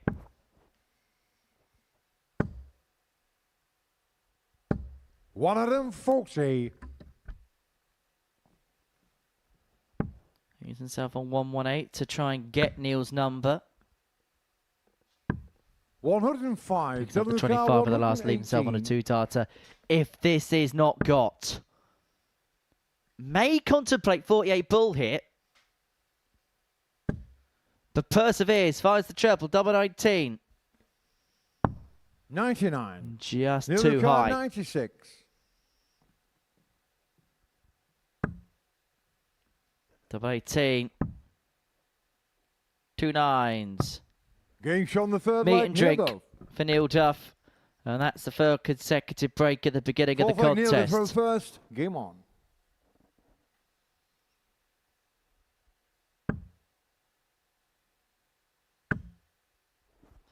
Neil became Northern Ireland's 60. first world champion in this sport back in 2022 when he picked up the Lakeside title, getting the better of Thibaut Tricol of France by 6 legs to 5 in the final. The Republic of Ireland's also had a WDF world champion, Shane McGurk. 140.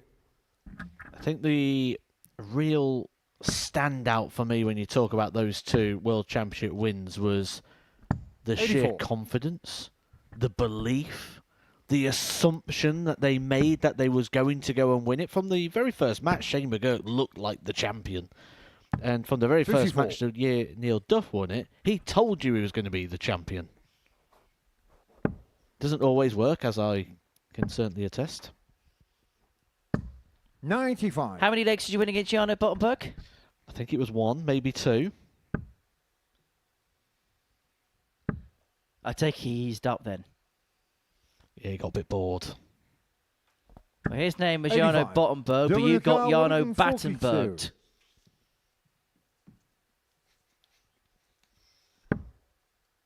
Sleven 6 and 142 to level up at 2-2. 58. He's playing in the Isle of Man this weekend. Very popular tournament on the WDF circuit, which Neil has played in the past. Sleven looking at 84 to level us up. 14 for the bull. 59. And that just high. 62.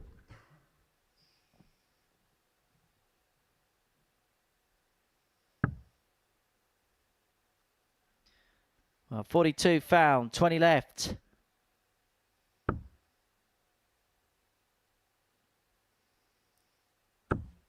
Doesn't find, and so Sleven has a chance to get us back onto level terms again.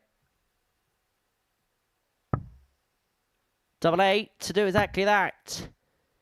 2 4s 21. Inside. Duff with a chance to go 2 clear again. Yeah, naughty arm he was telling himself there, wasn't he, Dylan Sleven?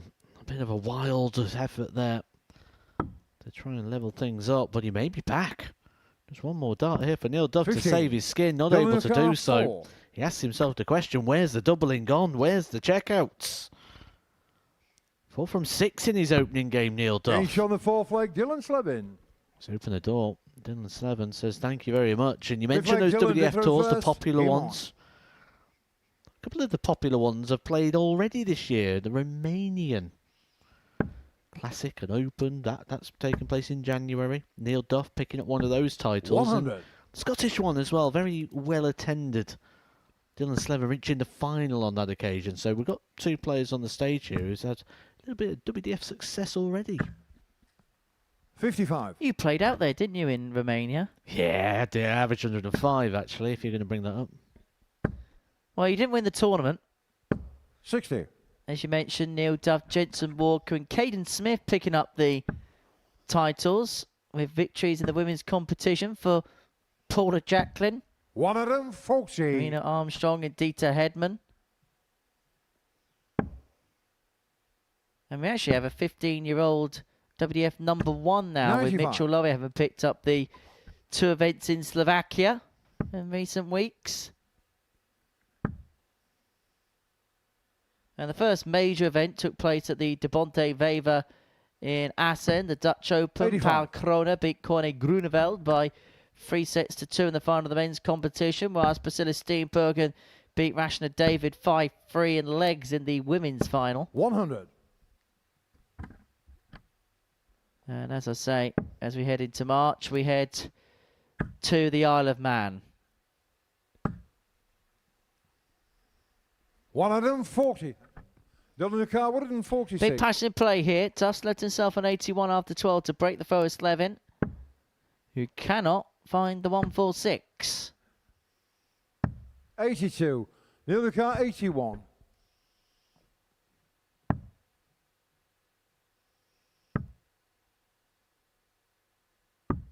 Double 13 not found for Neil, and so Sleven returning for 64.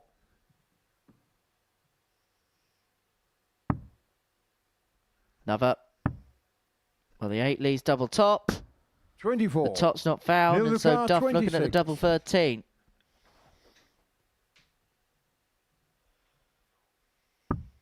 Game show on the 5th leg, Neil Duff. I'm going to say I think it's 6th leg, Neil Duff first. Game on. a good thing, and this might be one of the only times you ever say this line. Maybe a good thing Paul Nicholson's not here tonight. Why? 87. I think he'd be giving a bit of a verbal telling off to Dylan Sleven.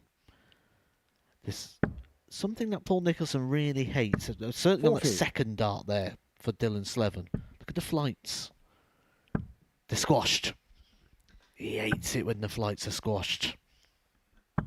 140. Rightly so. You don't get the full catchment. Imagine the old army man parachute used to throw out the window. It used to spiral down if you didn't get full catchment. And 60. exactly this. when they're in there, you're not getting that full casual. You're not getting a true fly to the dart. The dart is going to deviate in the air. You're going to get different angles of entry. You're not going to get the same level of control. 60. You're then going to start throwing the dart harder. It's a very, very simple fix. Puff the flights out. And in fairness, he told me off for leaving my pen lid on. 140. If you're tuning in, Nico, good luck at the UK Open at the weekend. 100. He's on comms duty on board 2 with our good pal Dan McCarthy.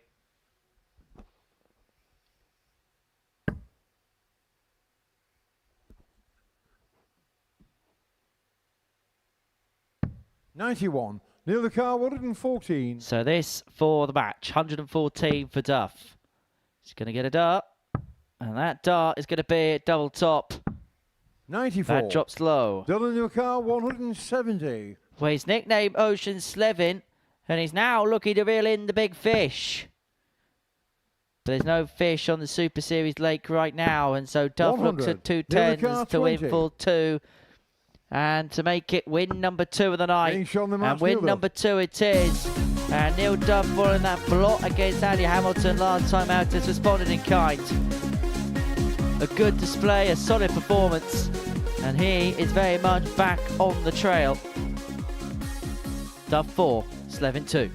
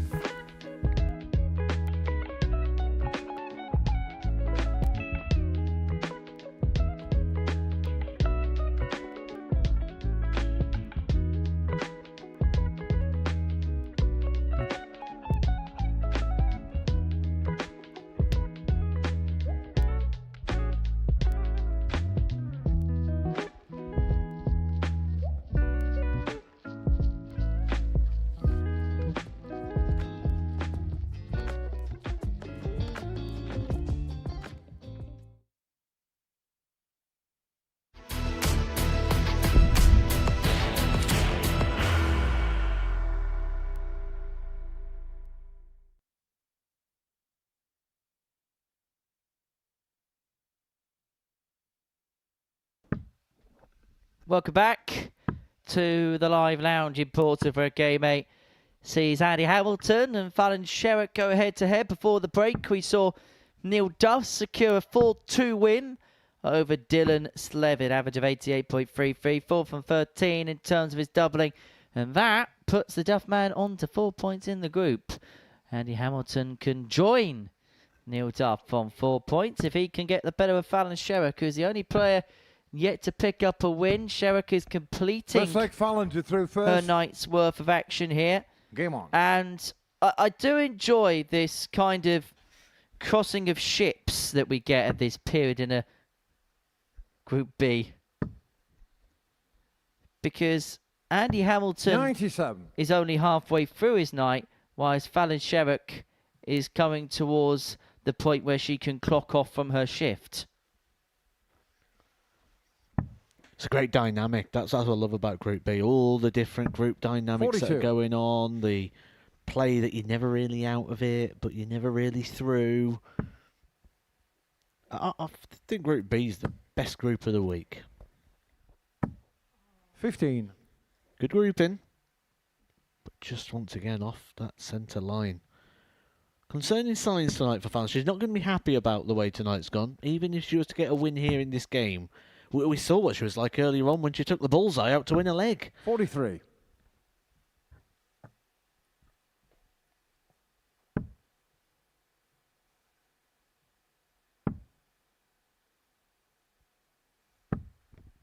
$60.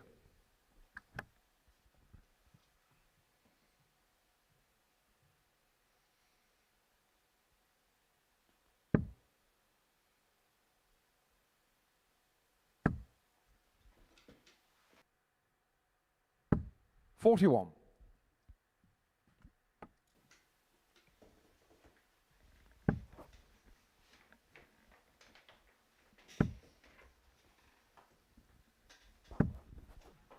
$60.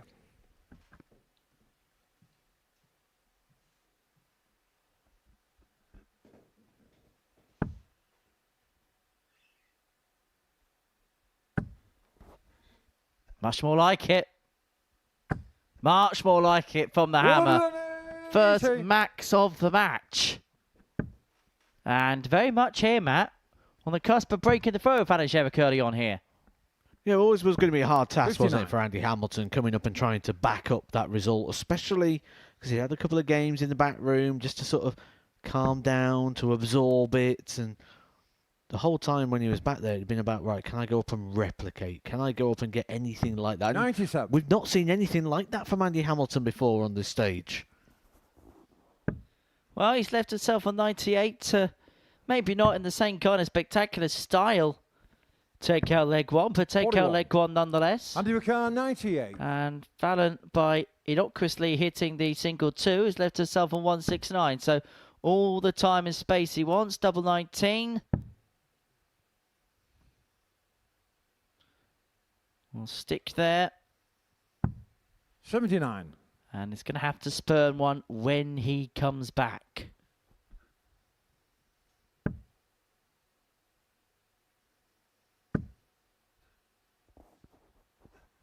$97. Andy McCann, 19. Picks up a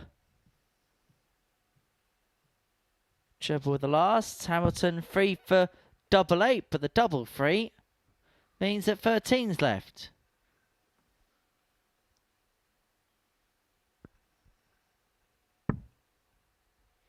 Well, after all that, he's only going to get the one dart at a double. Game shown the But first to his leg, credit, Andy Hamilton. he finds the one he gets at 2 fours to Second leg, Andy to throw first. take the Game opening on. leg. And importantly, a break of throw for the hammer. Imagine what the conversation is in the back room right now. Certainly for Neil Duff, who lost 4-0 to Andy Hamilton, who averaged 111.33. And then you're sitting watching the screen going, I'm going to watch 92. Andy here, he's on it tonight. And then he's missing a big number. In the very next game. You've got to not watch 59. that sort of stuff because it can make you very bitter very quickly. You used to get it a lot on the Pro Tour as well. If a player lost, they'd sort of look to see how the person who beat them got on in the next round. it's a recipe for disaster, that, isn't it? You're never going to do anything but torture 100. yourself. What's they say about ifs and buts being a bag of nuts? 58.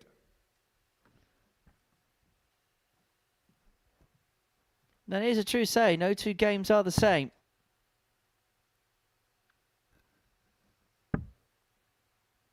And look, this format probably tests that to 99. the absolute extreme. We've seen tens of thousands of games here.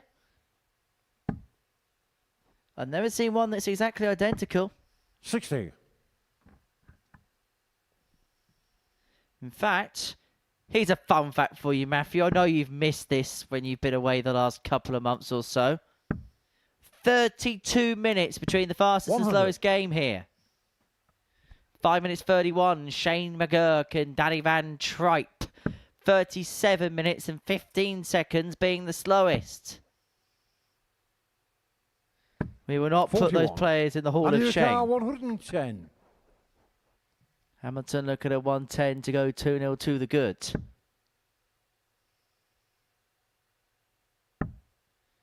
Two 16s. Oh, Game that shown the is second leg, Andy effortlessly good from Andy Hamilton. The 110 goes, leg Fallon and he through first. doubles his Game on. lead to 2-0. Much more like it as well, that from Andy Hamilton, a 15 darter. The tumblers check out as well. He took out a 104 in that 60. 4-0 victory over Neil Duff, where that record-setting average for himself took place. And even in the year 2026, Andrew Hamilton is setting records in the sport for himself. 77. It's got to be said. I mean, I didn't see this coming from Fallon tonight. I don't know about yourself, Henry, but it's just not been there, has it? The left and the right misses. We can see how it's starting to frustrate up, just trying to stake up. But I guarantee you right now, Fallon Sherrock just wants this night to be over. She just wants to get it done, go back home, come back tomorrow with that. I've just got to win every game and hope. You almost get to a point where you just take the punishment, don't you? And then just 81. try and get rid of it ASAP.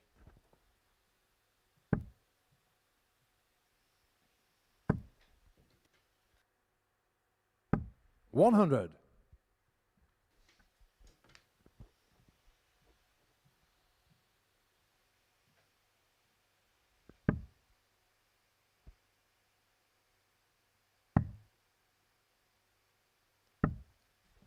$77.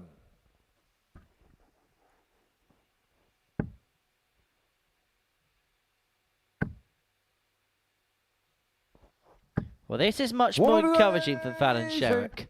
First 180 of the game, leaves herself on a finish after 12 and on throw, holds the cards in this leg.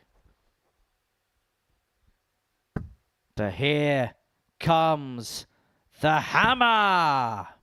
121. Following the car, 115.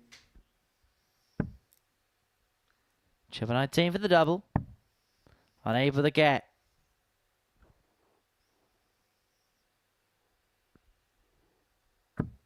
$40. And your car, 145. And when things aren't going well for you, notice those little deflections there like Fallon Sherrock had on that final dart, just hitting the flight on the way in.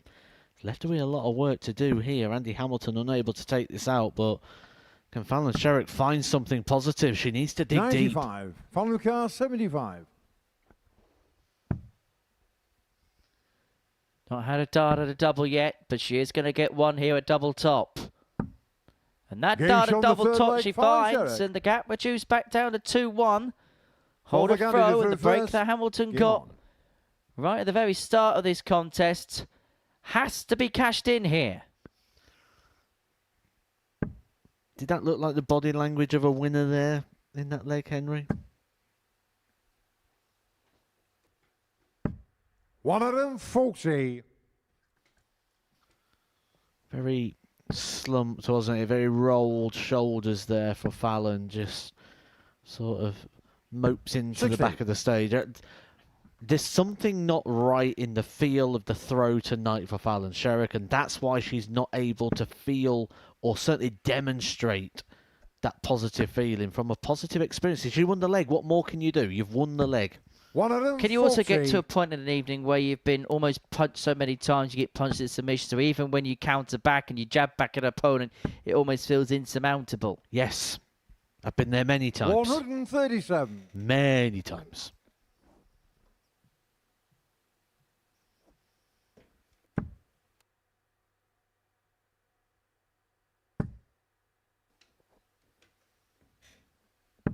$100.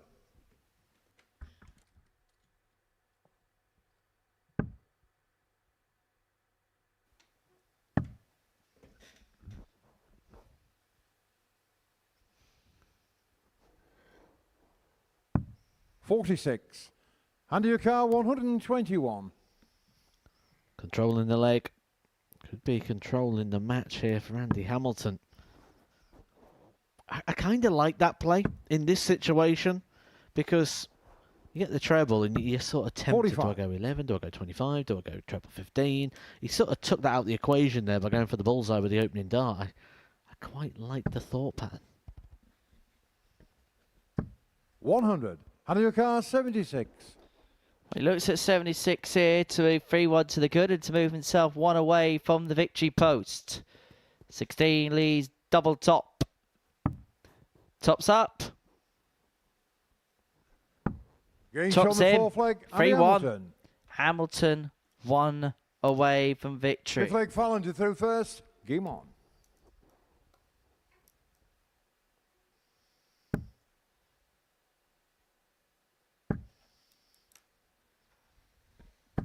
$100. I think Andy Hamilton's done a great job at just sort of ignoring that opening performance when he's taken on James Buckby, because he lost that game by 4 legs to 1. He was 1 from 7 on the doubles. It's probably not what he's been performing recently, especially with the practice that he's been putting in. He's openly told us he's starting to practice again. He's enjoying playing. He's playing some online darts. And with that, you sort of expect that you'll be better when you start moving around the board. That's what helps with the practice. When you start having to move and start to shift. Throwing at the 20s all the time, we can be okay with that bit. But he's been superb on the finisher since that opening game. 7 from 11 attempts 57. in his previous match and here.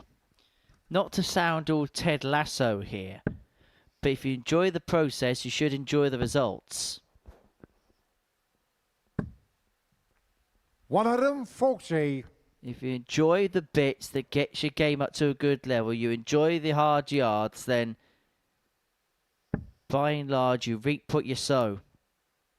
He's a man from the potteries, and they often say, can you do it 60. on a cold, wet, windy night in Stoke? Can you deal with Roy Delap's long throw into the box, Tony Pulis-esque? 81.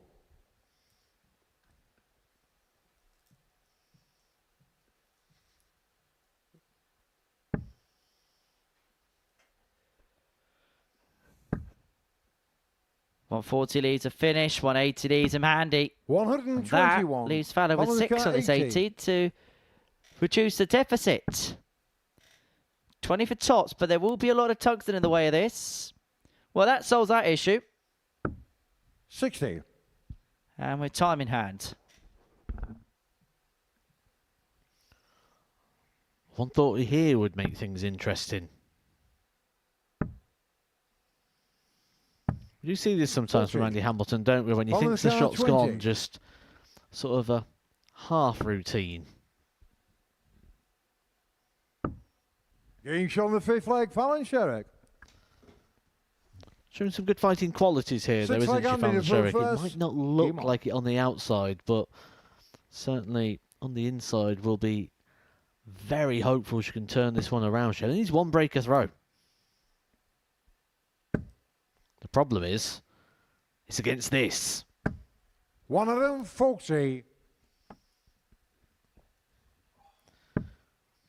Good doubling as well here for Fallon. Here, 2 from 4 here, 2 from 5 in a previous game. The problem's just been getting down to the finishes. 134.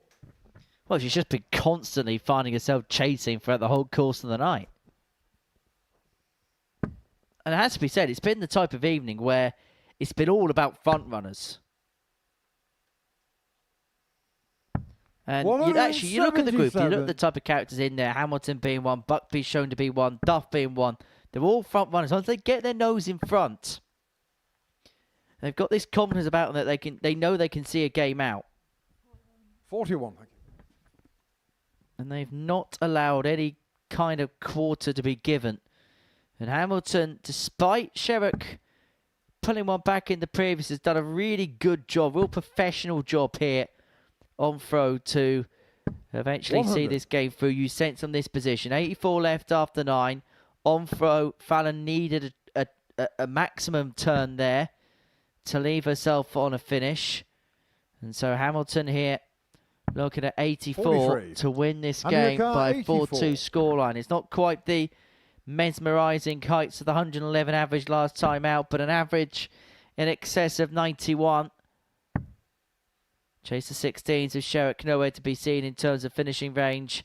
But the job, you feel, will be finished up in a couple of moments' time. 52. Yeah, you feel it has to be a maximum here for Fallon Sherrock really to land any sort of blow, and she now cannot leave a finish. It's been plaguing her all night, straying off that 20 line, and this time 41. maybe one too many. Could be a bleak night. As for the Hammer, things are looking upwards. He lost his opening match, responded to that 111 average against Neil Duff.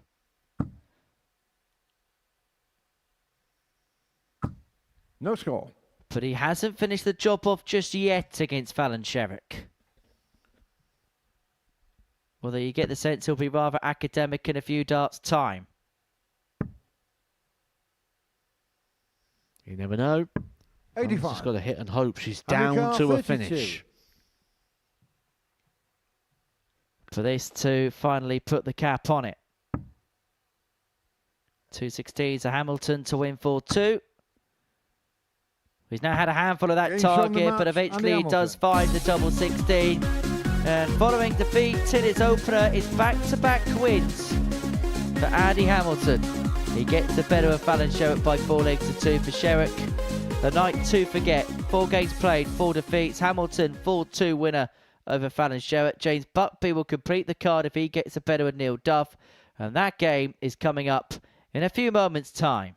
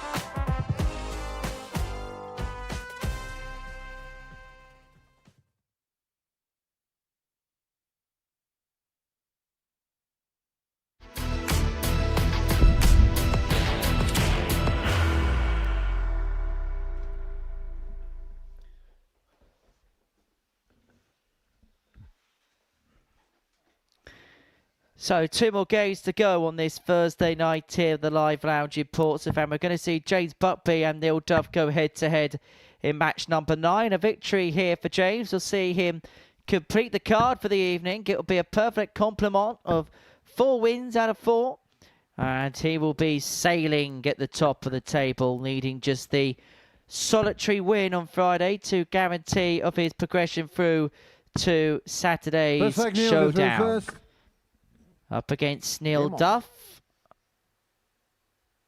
who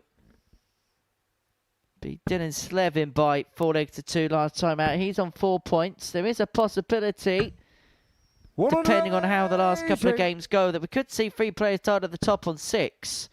That would rely on Duff beating Buckby and Hamilton beating Sleven in the last. Well, what a start this is from the Duff man. Picking up the pace, isn't he, here, Neil Duff? 140. With a little bit more purpose.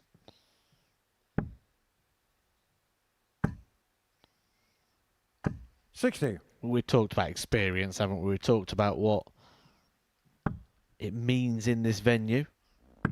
Neil Duff will fancy this as being quite an important moment in regards to this group. Win this game, Neil Duff can still go on and win the group. If not, he's probably going to feel that James is out of reach here, and that's one of those 3 positions gone. 56. He's one of those people, isn't he, that sort of reads the room. 52. Neil the car 20. Game shot the first leg. Certainly he's no stone unturned as Neil Duff. That's a 13 darter for him to get us up and running. Game on. And Neil will also know that he's got the darts in this game, that if James Buckby is to win this contest, 100. then he's got to try and break him at some point. And he'll be aware of that. And more importantly, he'll know that his opponent's aware of it too.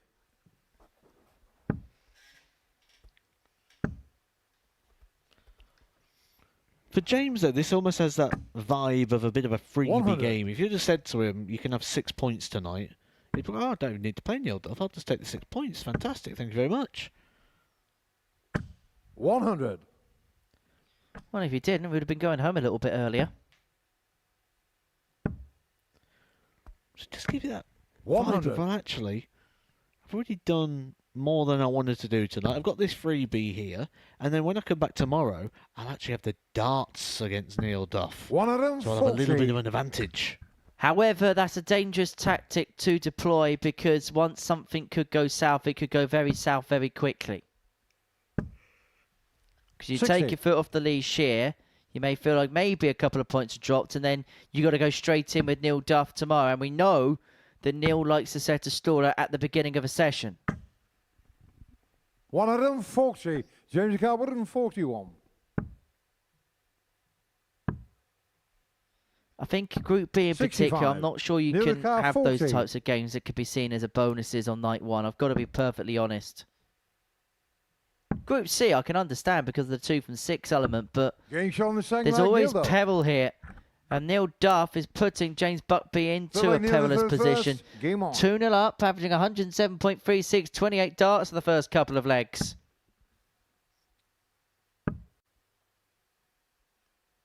$100.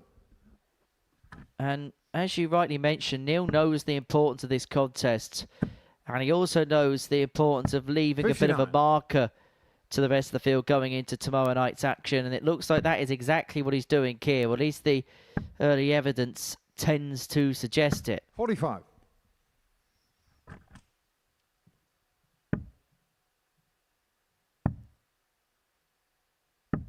$57.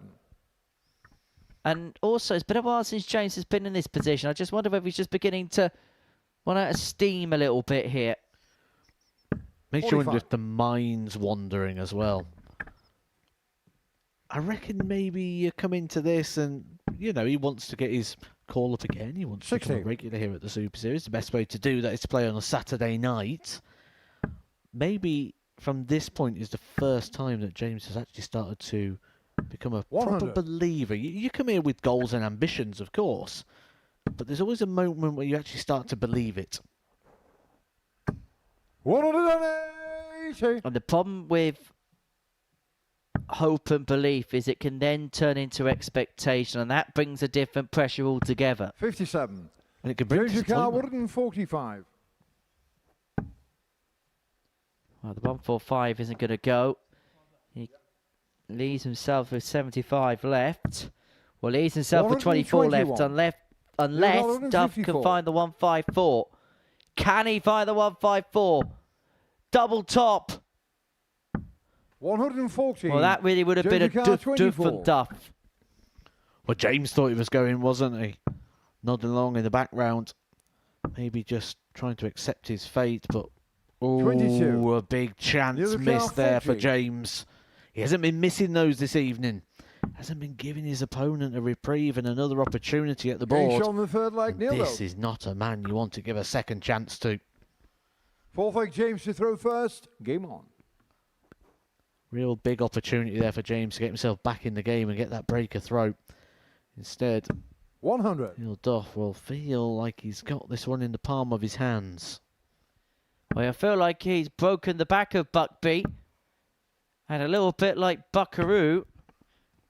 This might be over with Buckby's tail between his legs. You've never played Buckaroo, have you? 80. I played Operation. Perfectly normal comparison. 100.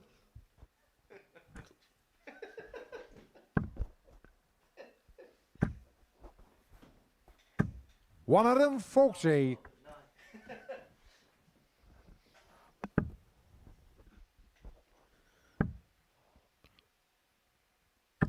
I said earlier, didn't I, about Buckby? One of the things I liked was the sort of resilience to the moment. Just the only thing that matters is the darts I am about to throw. We're seeing a very good example of that here in this leg.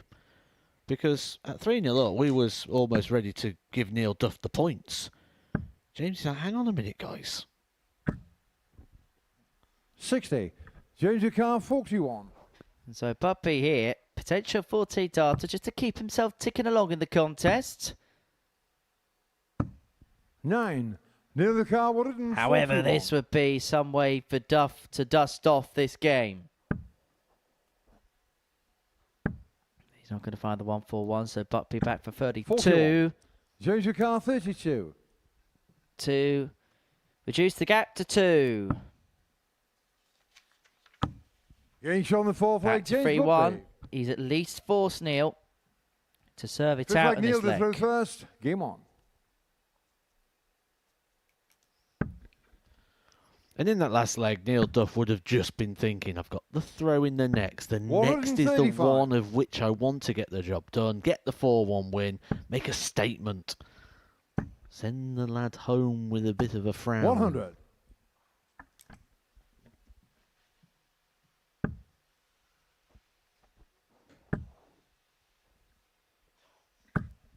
$140.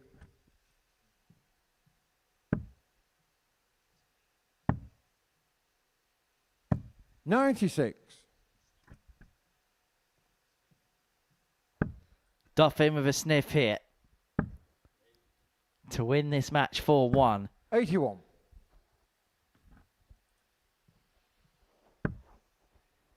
He'll probably smell the opportunity now, Matt, won't he?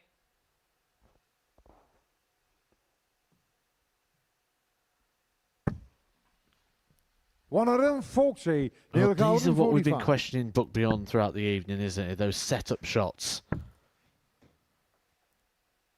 He's looking at the 93. scoreboard, and this is where it's going to make you unstuck playing at this level. You're not going to get away with these sort of set-up plays. It's something he's going to have to work on 65. if he wants to make that transition 52. to being a winner on this stage. Well, for Neil Duff, he is a winner on this stage on multiple occasions. And he's going to finish his night with 6 points. And importantly, he's going to keep James Buckby on 6 points overnight. James is going to stay top because he's won one more leg this evening than the Duff man. That the tale of the tape.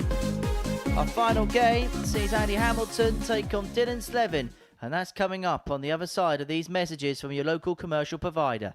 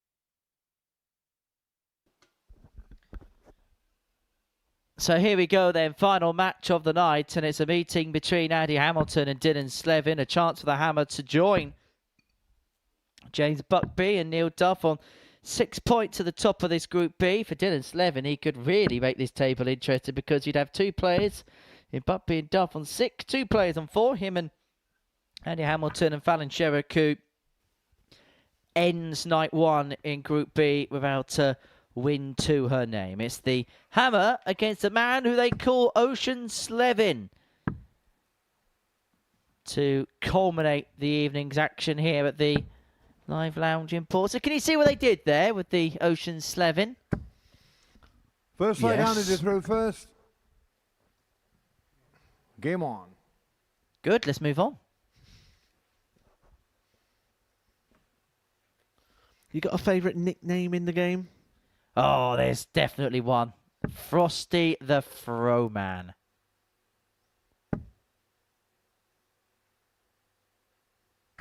$95. Any that tickle your fancy? 100. I normally have loads, and I just can't think of any on the spot. And I probably should have had them on that spot because I kind of brought the conversation to the table. That shows you how it works, Matthew, yes. Should 54. have had the answer ready for you to chuck it back.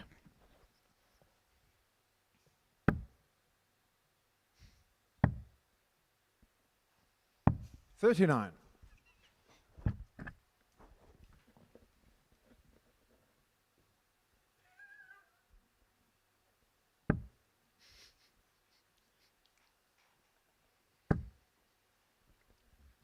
Do you know what? I actually quite like the hammer. 121.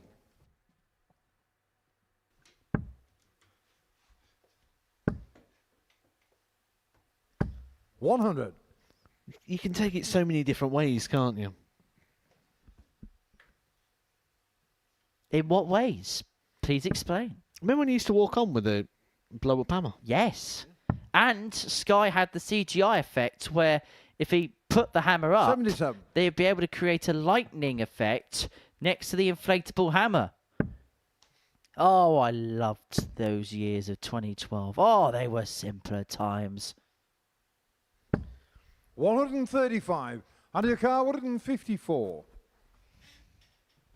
154 for the hammer.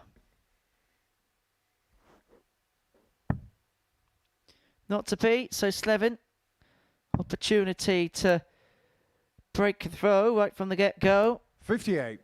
Dylan, your car, To get himself 127. 1-0 to the good. Chummer 19 gets it, bullseye. The coat 102. of paint away, so Hamilton looking at And your car, 96 to 96. cling on to his throw.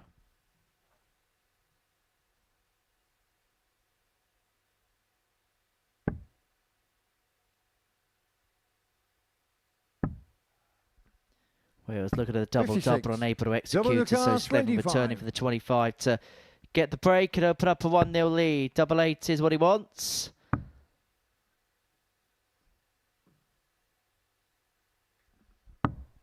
But double 8's missed on the outside, then the in.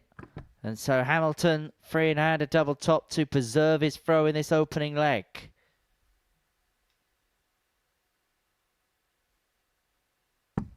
Getting shown the first That leg. is Andy exactly Hamilton. what he does. Hamilton 1-0 up. Second leg, Dylan to throw first. Game on.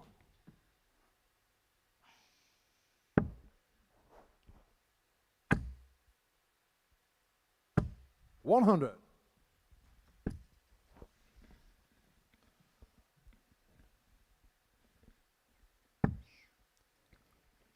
I suppose for Dylan Sleven, he'll be looking at this year as a bit of a rebuild, won't he? 45. Ultimately, will want to be back on the tour, have a tour card back in his possession once again, and there's so many inspirational stories out there of which you could draw upon. 100. A lot of people think it's the end of the road when you lose your card, but how many times do we see a player come away, certainly now with things like the Super Series, and they end up going back a better player? I think the real 58. flagship for that has been Nathan Aspinall. And I suppose here in recent times you could probably make an argument for Connor Scott. 140. Who dropped on tour, then came back on it. Top 50 in the world. Possibly a player that can make a bit of a dent at the UK Open, which kicks off in, oh, what? 43. 10 hours Dylan time. Car, 161. Sure we'll be watching a little bit of that before the action gets underway tomorrow. 99.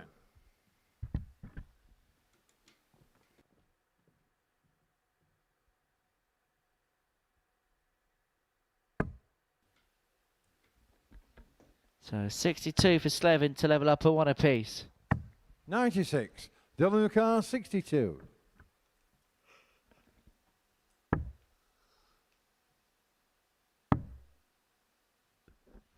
Double top. 22. Doesn't get.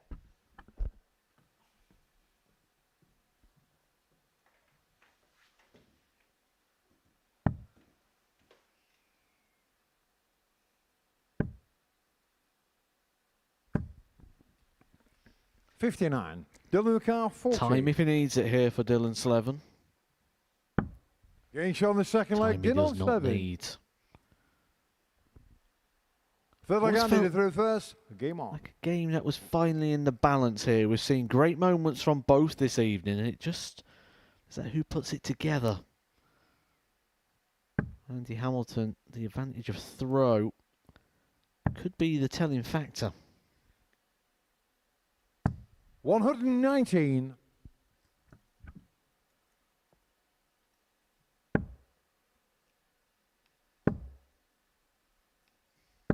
$140.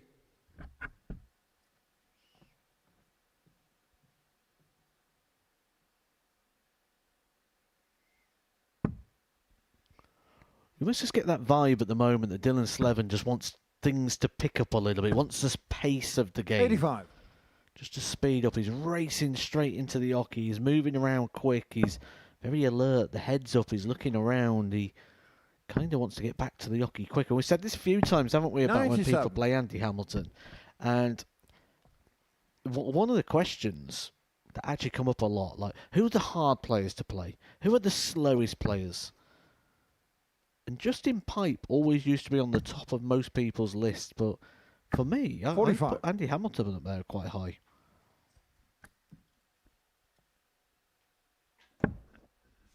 Well, the thing is, he's the type of player that will dictate the pace of a contest, and Dylan Sleven can do 94. As much as he wants in terms of trying to speed things up for himself. But what he's not going to do is speed up what Andy Hamilton does. You will never change what Andy Hamilton does. Andy Hamilton does what Andy Hamilton wants to do. And so by default, no matter how hard you try, you cannot change the pace of the contest. Simple as 40. That. Control what you can control. 170. Like this 170. Well, he's got 6 from here, and he's looking at a break of throw. 96. Now, there is a chasm between the two players. In fact, there's a 21-point gap in terms of the averages between the pair. And Sleven here in a very good position to go 2-1 up and to put himself halfway towards 48. The victory post in this contest. 74. And it would mean that he and Hamilton would both be on 4 points overnight. 5-5. Finds it. Finds the break. Sleven 2-1 up. Fourth leg Dylan to throw first. Game on. Well, we didn't have to wait long to get the answer to that question of which I posed of will that advantage of throwing first be the telling factor? 96. Well, it shouldn't now because the break of throw has came for Dylan Sleven.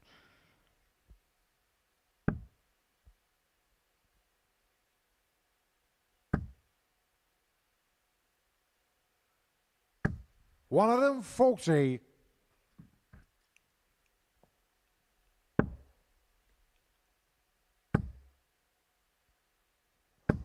$100.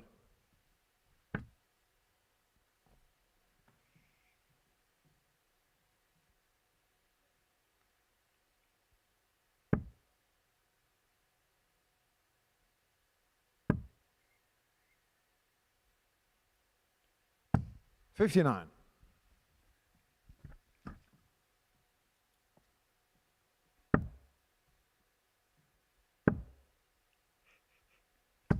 $138. Sleven on a finish, 167 to move himself 1 away from the victory post.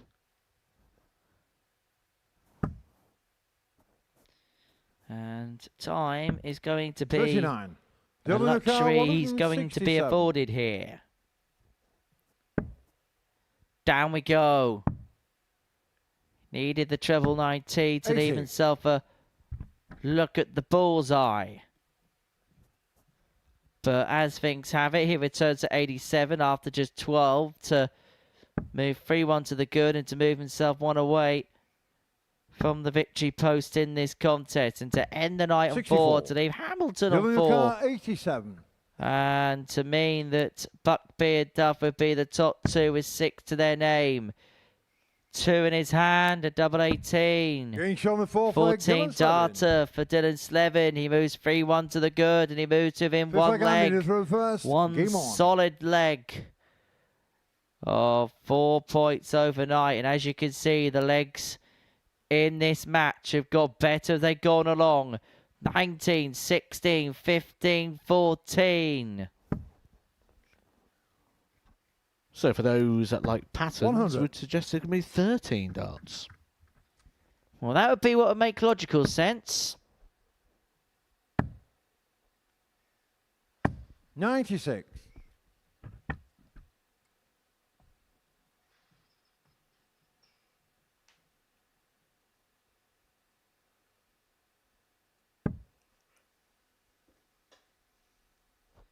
More like it.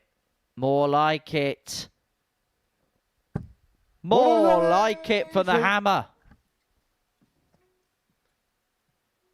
And maybe there is an arc de resistance from the hammer. 100.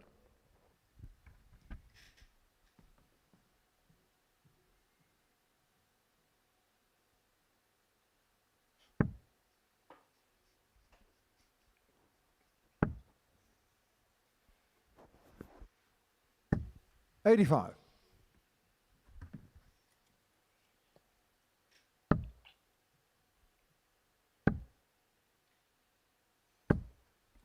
Well, that changes everything, doesn't it? A moment ago, Dylan Sleven looking completely out of this leg. All of a sudden, it's game on. And it could be game over. Oh, double 8. No score. Drops low. Does the Hogan. And is this it? Worst time to do it as well. He's almost just gave the throw to Dylan Sleven. 100. Big last start. Hamilton has to go back to the start again. And this time he's got no cushion. Had to go, doesn't go. And so Sleven returns for 67. 96. WK 67. To win it 4-1. And to complete the night's action. It's going to be tops. 47. Chops low. WK 40.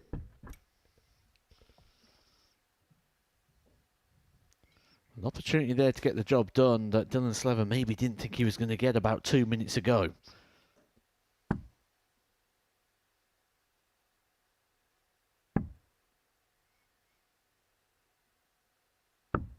$20.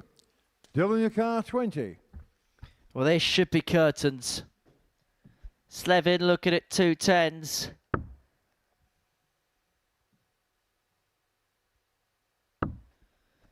And now double 5 and finds double 5, and he wins the final match of the night. He gets the better of Andy Hamilton by 4 legs to 1, and it means that the pair will be on 4 points going into tomorrow evening's affairs. This is the tail of the tape then from our final game of the night. Sleven, a 4-1 winner over Andy Hamilton.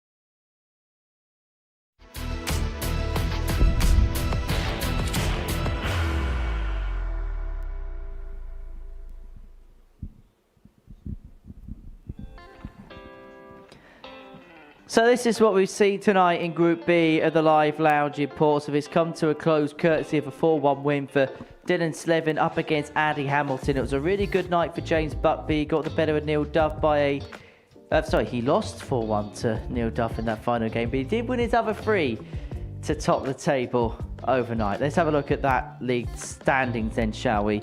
Buckby at the top of the pile, 6 points to his name. Him and Neil Duff both on 6 plus 5 in terms of the legs difference, but it's Buckby who is top because he won a leg more than the Duff man. Sleven and Hamilton both on 4. Fallon Sherrock, well, it was a night to forget for her.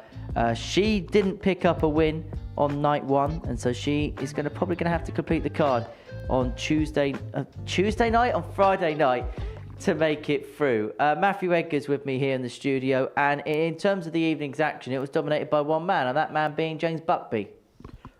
He would be very, very happy with his night, won't he? He came in here, and I certainly hadn't seen much of him. There's not a lot of information online about James. So a lot of this was going to be, what can we learn from Rising Stars? What have we seen in those development tour events? And then what do we see tonight? That was the most important thing. How does he develop from the experience he's had on the stage before? And I was very impressed from the very, very first darts that he threw tonight. I thought we've got a bit of a player on our hands here. You say you're impressed. What in particular are you impressed by? Composure. I thought when he came in, he was quite a boisterous character. He looked quite chirpy. It was like, is this a front or is this really who we are watching here? Is this really what we've got?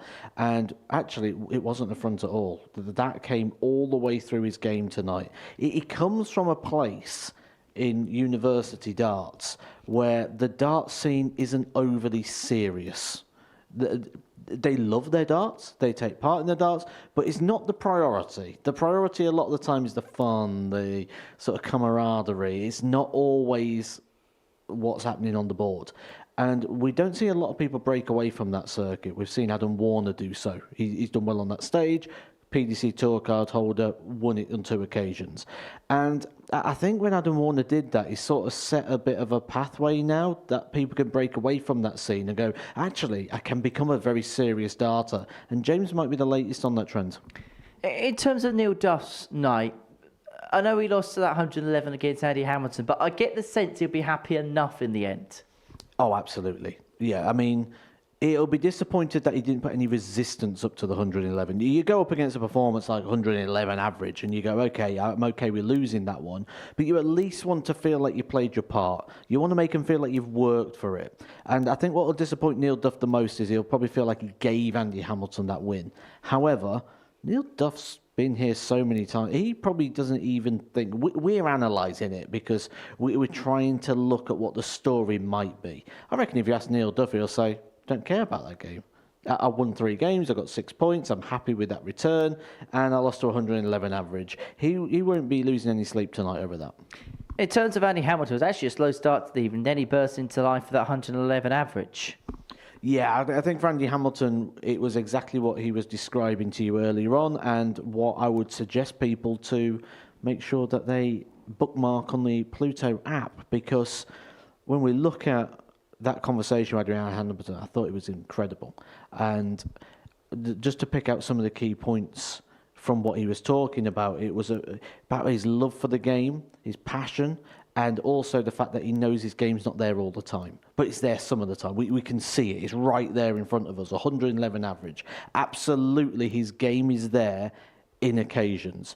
But he also accepts now that there's going to be inconsistencies. So with that, when you can accept that, he's not going to be bugged out by what's happened tonight. He'll go home and he'll just pick up the positives. He'll ignore anything that hasn't worked for him. That's for us to try and pick over. But it certainly won't affect him mentally at all. He'll be delighted. And I'm sure his class and his experience, he'll look at it and think, look, I've been here before. I know the drill. We just do it again tomorrow.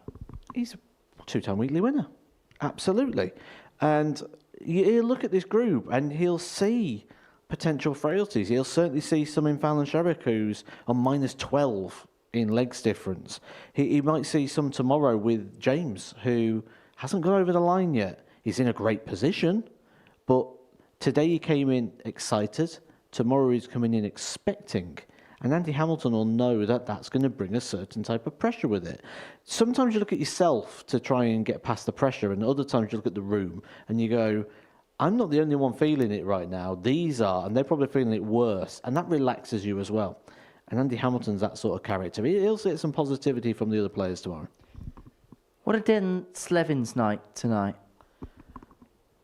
I wish I could come up with one word that would describe it, but it's hard to do so because it's been at times brilliant. There's been legs, there's been moments where you go, I see exactly why he was on the tour, and there's been moments where you go, I can see why you lost the card at the end of last year.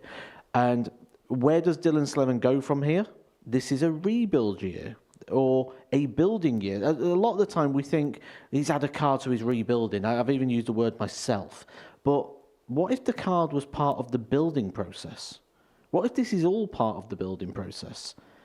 We don't know till we get to the end destination. We call upon journeys like we have on commentary tonight of Connor Scott, of Nathan Aspinall, of these sort of stories. But at the time, we didn't know what we was witnessing. We didn't know that that first tour card was actually part of the process.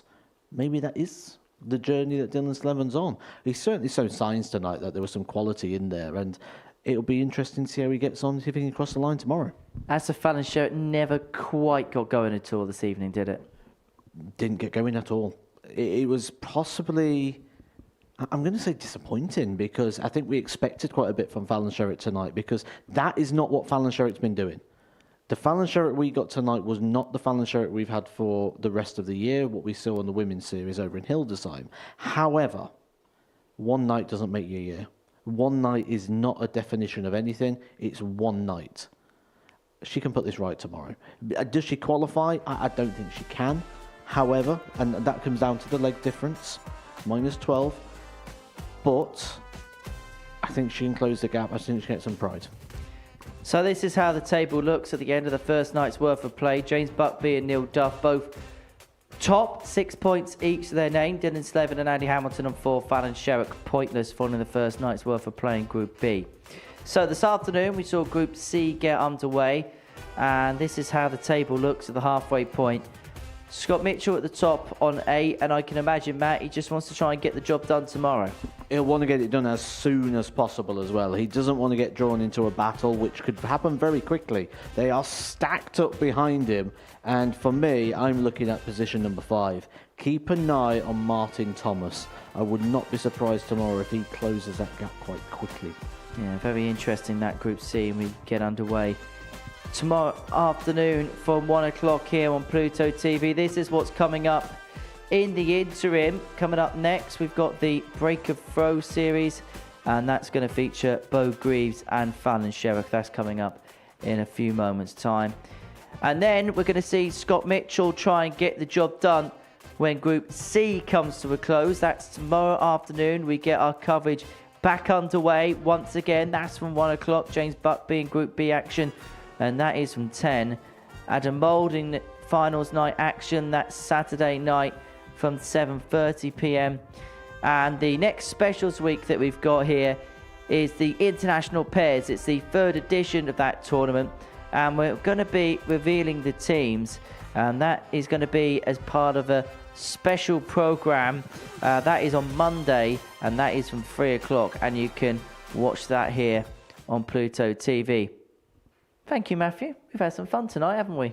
We have. It's been a great night. Looking forward to seeing how it all concludes tomorrow. Right, we shall see you tomorrow. But before we leave you tonight, here's a little bit of a look at what we've got ahead of ourselves as Week 8 gets underway on Monday morning.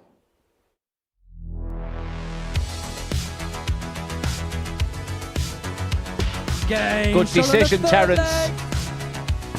Nearly part of the session. And he's doing the same today.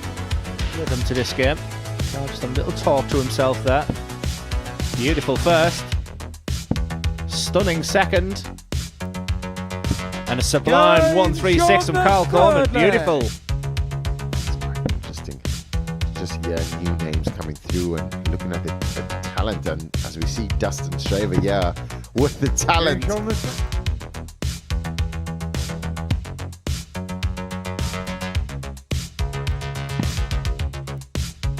Double 8.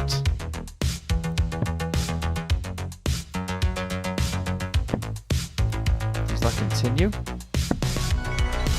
Tops. It does continue. Has to go. Well, 18. Yeah, what a shot. Wanting to wave his wand. Well, there to be some way to win it. The bullseye.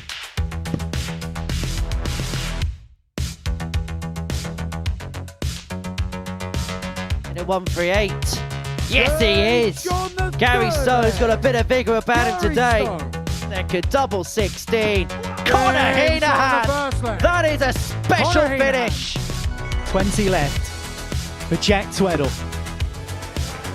Game shot. Jack Tweddle is the ADC Global Champion. Jack Tweddle.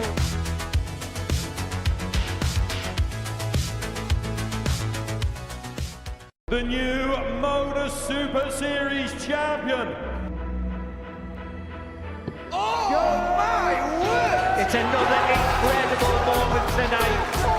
Jeff Smith! It's match down. 5-star performer, and the bullseye is hit. It's double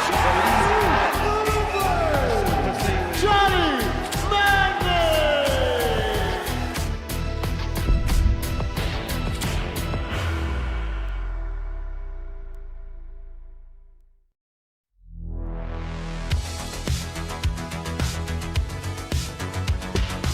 Good decision, Terence. Nearly part of the session. And he's doing the same today. Rhythm to this game. Just a little talk to himself there. Beautiful first. Stunning second. And a sublime 136 from Carl Corman. Beautiful. Interesting. Just new names coming through and looking at the talent, and as we see Dustin Straver, with the talent.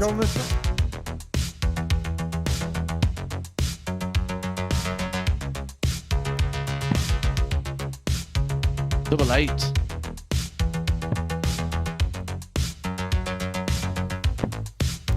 Does that continue?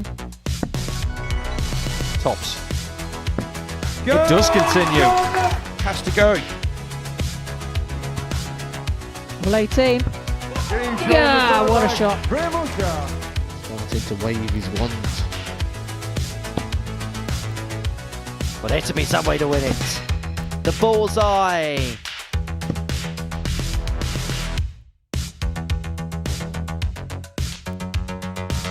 And a 138. Yes, he is. Gary Stone's got a bit of vigour about him today. Second double 16. Connor Heenahan. That is a special finish. 20 left for Jack Tweddle. Game shot. Jack Tweddle is the ADC Global Champion. Jack Tweddle.